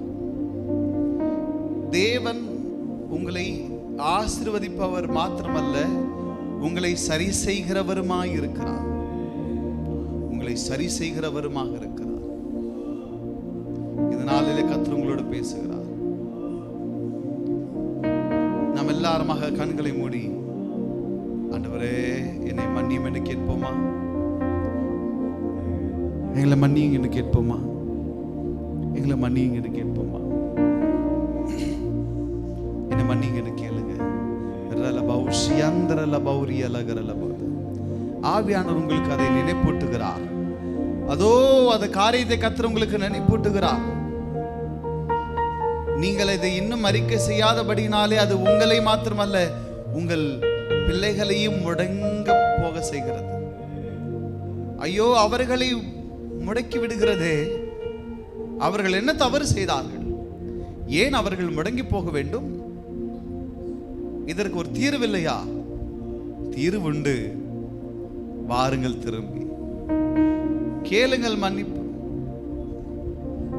அவர் உங்களை சொஸ்தமாக்குவார். 38 வருடத்தினுடைய வேதனையை க்ஷணப்பொழுதலை மாற்றினவர் அவர். க்ஷணப்பொழுதலை மாற்றினவர் அவர். ஓ ரபலதரல பௌஷ்யந்தரல பௌரியலகரல பௌதா. ஓ ரபலதரல பௌஷ்யந்தரல பௌரியலகரல பௌதா. ஓ ரபபலதரல ஷ்யந்தரல பௌரியலகரல பௌதா. அவர் கண்களை உண்டாக்கினவர் அவர் காண்கிறார். காதுகளை உண்டாக்கினவர் அவர் கேட்கிறார். பூமியினுடைய கடையாந்திரத்திற்கு போனாலும் அவர் அங்கு இருக்கிறார். கடலின் ஆழத்திற்கு போனாலும் அவர் அங்கு இருக்கிறார். நீங்கள் வானத்திற்கு ஏறினாலும் அவர் அங்கு இருக்கிறார். கர்த்தருக்கு மறைவாக நீங்கள் எங்க போக முடியும்? கர்த்தருக்கு விரோதமாக நீங்கள் எப்படி செய்ய முடியும்? இதுதான் இந்த நாள் உங்களுடைய இரட்சணிய நாள். மன்னிப்பு கேளுங்க, தேவனிடத்துல திரும்பி வாருங்க. இந்த வாரத்திலே கர்த்தர் முடங்கி இருக்கிற அனுபவத்தை, அந்த சிறையிருப்பை அகற்றுவாராக. அதை அகற்றுவாராக. வேதம் சொல்லுகிறது, அந்த நாளிலே தானே இயேசுவோடு அவன் தேவாலயத்திலே கர்த்தரை ஆராதித்தான். அந்த நாளிலே, அந்த க்ஷணத்திலே தேவன் அவனுக்கு விடுதலை கொடுத்தார். உங்கள் வீட்டை பிடித்து வைத்திருக்கிற எத்தனையோ உபவாசம், எத்தனையோ ஜபங்கள், எவ்வளவோ கண்ணீர், ஆனாலும் தீர்வில்லையே, விடுதலை இல்லையே. காரணம் என்ன? நீங்கள் இன்னும் மன்னிப்பு கேட்கவே இல்லையே.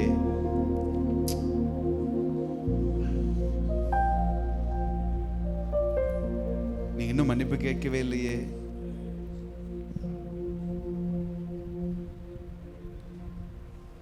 கர்த்தர் உங்களுக்கு நிம்மதியை திரும்பி தருவாராக. கர்த்தர் உங்களுக்கு இழந்து போன ஆரோக்கியத்தை திரும்பி தருவாராக. உங்கள் பிள்ளைகள் அழகாக, கனியுள்ளவர்களாக, மலட்டுத்தன்மை இல்லாமல் அவர்கள் பூ பூத்து காய் கனியோடு உங்கள் பந்தி முன்பதாக இருப்பதை நீங்கள் காண்பீர்களாக. அந்த அனுபவத்தை தேவன் கொடுப்பாராக. எல்லா விதமான பிசாசின் நுகங்கள் முறிக்கப்படுவதாக. எல்லா விதமான பாவ நுகங்கள் முறிக்கப்படுவதாக. ஹல்லேலூயா, ஹல்லேலூயா. ஓ ஹல்லேலூயா, ஓ ஹல்லேலூயா. ஒரபலதரல பௌஷ்யந்தரல பௌதா. ஹல்லேலூயா, ஹல்லேலூயா. இந்த நேரம் உங்களுக்காக நான் கொடுக்கிறேன். கர்த்தரிடத்துல பேசுங்க, கர்த்தரிடத்துல பேசுங்க. ஓ ரபா பபல தரல பௌஷ்யந்தரல பௌரியலகரல. வேக வேகமாக நாம் போக வேண்டாம். கர்த்தரிடத்துல உரையாடுங்க, கர்த்தரிடத்துல மன்னிப்பு கேளுங்க, அவருடைய பாதத்தை பிடித்து கெஞ்சுங்க. போதும் போதும், இந்த மலட்டுத்தன்மை போதும், இந்த வளராத அனுபவங்கள் போதும். இனிமேல் நீங்களும் உங்கள் பிள்ளைகளும் சுகித்திருக்க வேண்டும், நீங்களும் உங்கள் பிள்ளைகளும் நீங்கள் ஆரோக்கியமாக நிம்மதியாக படர வேண்டும். ஐயோ, அந்த பிசாசனுடைய சாப கட்டு நீக்கப்படுவதாக. நினிவேவுக்கு நடந்தது நமக்கு நடக்கக்கூடாது, நம்முடைய பிள்ளைகளுக்கு நடக்கக்கூடாது. கொஞ்ச நேரம் எடுத்து நீங்க தேவ சமூகத்தில் மன்றாடுங்க. இந்த நாள் உங்களுக்கும் எனக்கும் ஒரு திருப்புமுனையாக மாறுவதாக. ஹல்லேலூயா, ஹல்லேலூயா. ஓரா பலதரல பௌஷி அந்தரல பௌரியல கரல பௌதா. ஓ ஹல்லேலூயா, ஹல்லேலூயா, ஹல்லேலூயா, ஹல்லேலூயா, ஹல்லேலூயா, ஹல்லேலூயா, ஹல்லேலூயா. இந்த நேரத்தில் ஆவியானவர் எனக்கு ஒரு வார்த்தையை நினைப்பூட்டுகிறார். வெளிப்படுத்தின விசேஷத்தில் சொல்லப்பட்ட வார்த்தை, ஆவியானவர் சபைகளுக்கு சொல்லுகிறதை காதுள்ளவன் கேட்க கடவன். இதை ஆவியானவர் எனக்கு இந்த நேரத்தில் உணர்த்துகிறார். ஆவியானவர் சபைகளுக்கு சொல்வதை காதுள்ளவன் கேட்க கடவன். ஆவியானவர் இந்த நாளிலே சொல்லுகிறதை காதுள்ளவன் கேளுங்கள், உணருங்கள். இது உங்களுக்குரிய நாள். ஓரல பௌஷி அந்தரல பௌரியல கரல பௌதா. ஓரா பாபா பலதரல பௌஷி அந்தரல பௌரியல கரல பௌதா. ஹல்லேலூயா. ஓ ஹல்லேலூயா, ஹல்லேலூயா, ஹல்லேலூயா. சேமக்குள் நமக்காக ஜெபம் பண்ணுவார். எல்லாருமாக ஜெப சிந்தையில் இருங்க.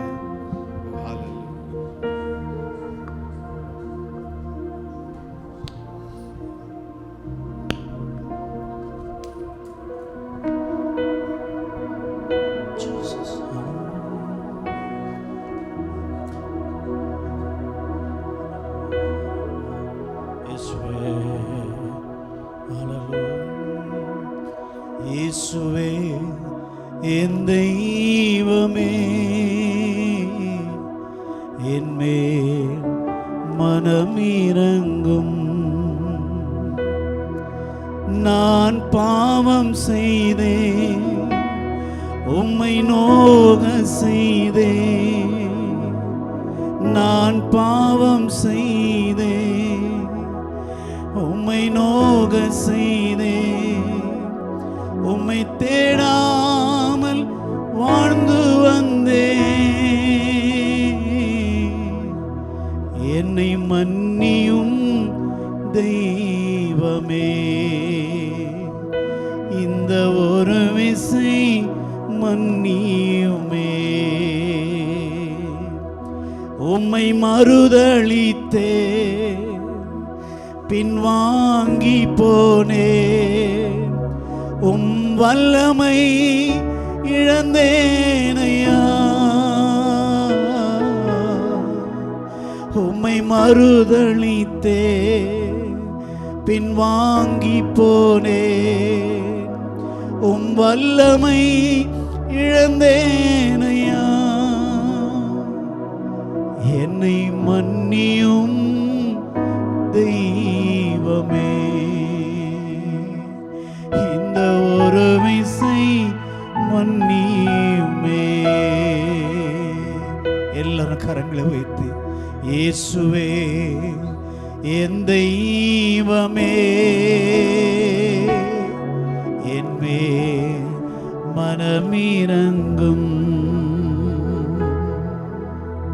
ஆண்டவரே, எங்களுக்கு மனம் இறங்க. ஆண்டவரே, நீர் எங்களை எவ்வளவு அதிகமாக நேசிக்கிறீர் என்பதை உடைய வார்த்தைகளை கொண்டு நாங்கள் உணர்கிறோம். ஆண்டவரே, நாங்கள் எங்கள் பாவத்திலே அழிவதை நீ விரும்பல. ஆண்டவரே, எங்கள் குடும்பத்தில் இருக்கிற சாபத்தோடு வியாதிகளோடு நாங்கள் அழிந்து போகிறத நீங்கள் ஒரு நாள் விரும்பல. ஆண்டவரே, எங்களை நேசித்து எங்களை மறுபடியும் கட்டுவதற்கு தொடர்ந்து ஆவியானவர் ஒவ்வொரு ஆராதனையிலும் நீர் எங்களோடு கூட பேசி கொண்டிருக்கிறீர். ஆண்டவரே, நாங்கள் நல்லா இருக்கணும்னு சொல்லி, நாங்கள் ஆசீர்வாதமாக இருக்கணும்னு சொல்லி தான் இந்த இரக்கத்தின் வீடாக உடைய சபைக்கு எங்களை கூட்டி வந்திருக்கிறீங்க. ஆண்டவரே, எங்களை தேடி வந்திருக்கீங்க. ஆண்டவர், அன்றைக்கு அந்த மனிதனை நீங்கள் தேடி சென்று ஆண்டவரே முடங்கி போயிருக்கிற வாழ்க்கையை ஆண்டவரே எழுந்து நிமிர்ந்து நடக்கும்படியாக செய்தீங்களப்பா.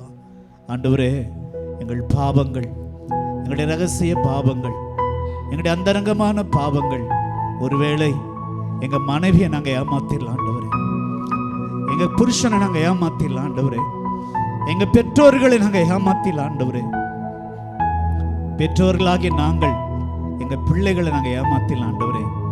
ஆண்டவரே, நாங்க என்ன செய்தாலும் அது எங்க பிள்ளைகளை சாருமே, எங்க பிள்ளைகள் மேல இந்த சாபம் வருமே. எங்களை ஒப்பு கொடுக்கிறேன் ஐயா.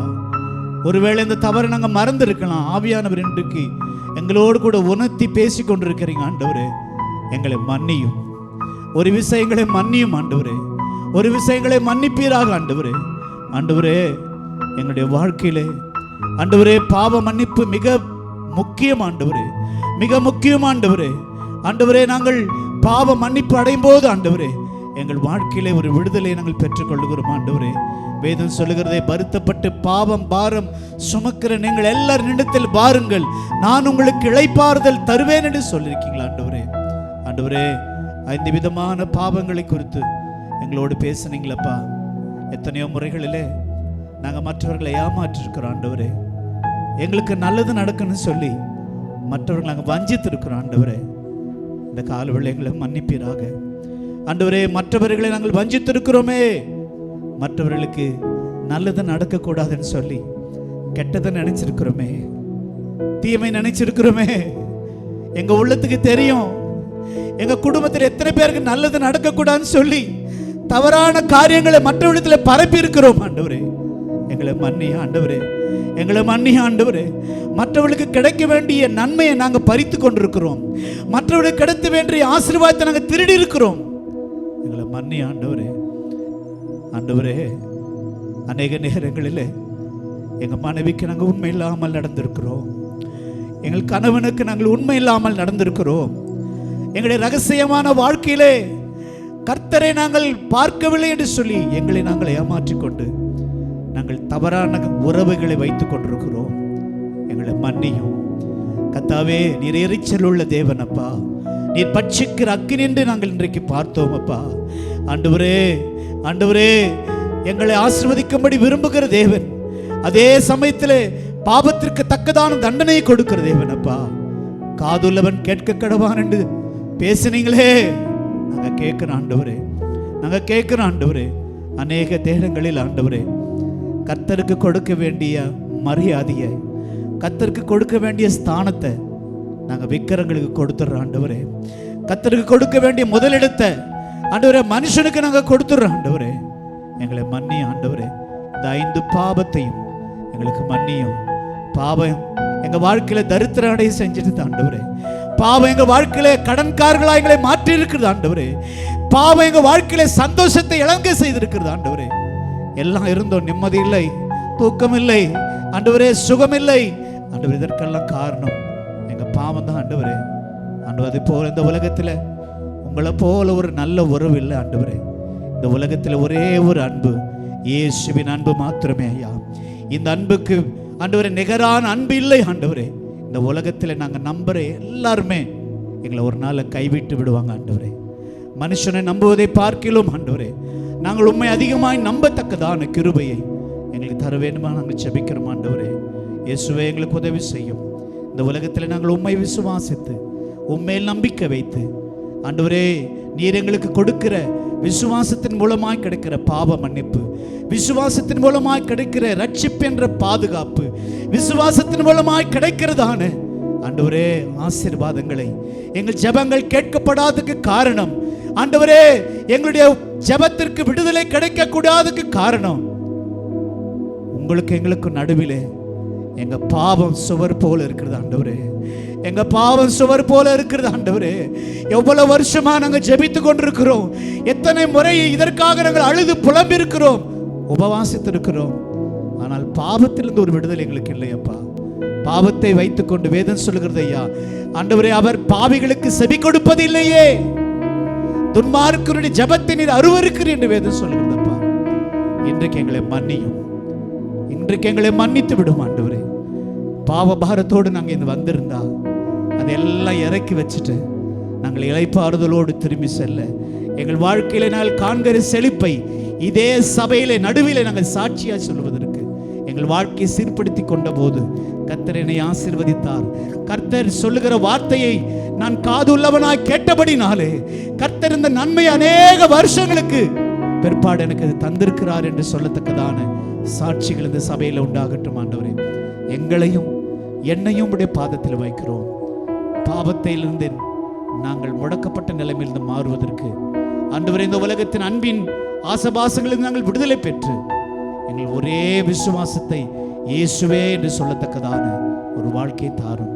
இன்னைக்கு ஒருவேளை எங்கள் ஒவ்வொருவரோடும் நீங்க பேசியிருக்கீங்க ஆண்டவரே, ஒவ்வொருவரோடு பேசியிருக்கீங்க ஆண்டவரே.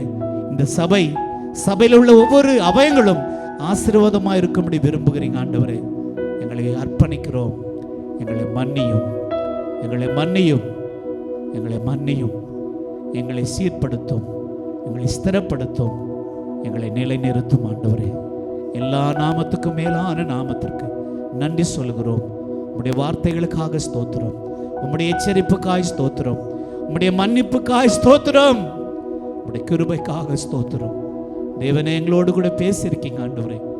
ஆண்டவரே, கீழ்ப்படிதல் ஆண்டவரே எங்களுக்கு முக்கியம் ஆண்டவரே. ஆதாமை போல நாங்கள் அல்ல ஆண்டவரே. ஆண்டவரே, நாங்கள் மற்றவர்களுடைய கீழ்ப்படியாமைகளை கற்றுக்கொள்ளாதபடி யோசேப்பை போல கர்த்தருடைய வார்த்தைக்கு கீழ்ப்படிந்து ஆண்டவரே உம்மை நாங்கள் நேசிக்க கிருபை தாரும். ஆதாமை போல அவன் சன்னதியாக காயனை போல நாங்கள் அல்ல ஆண்டவரே.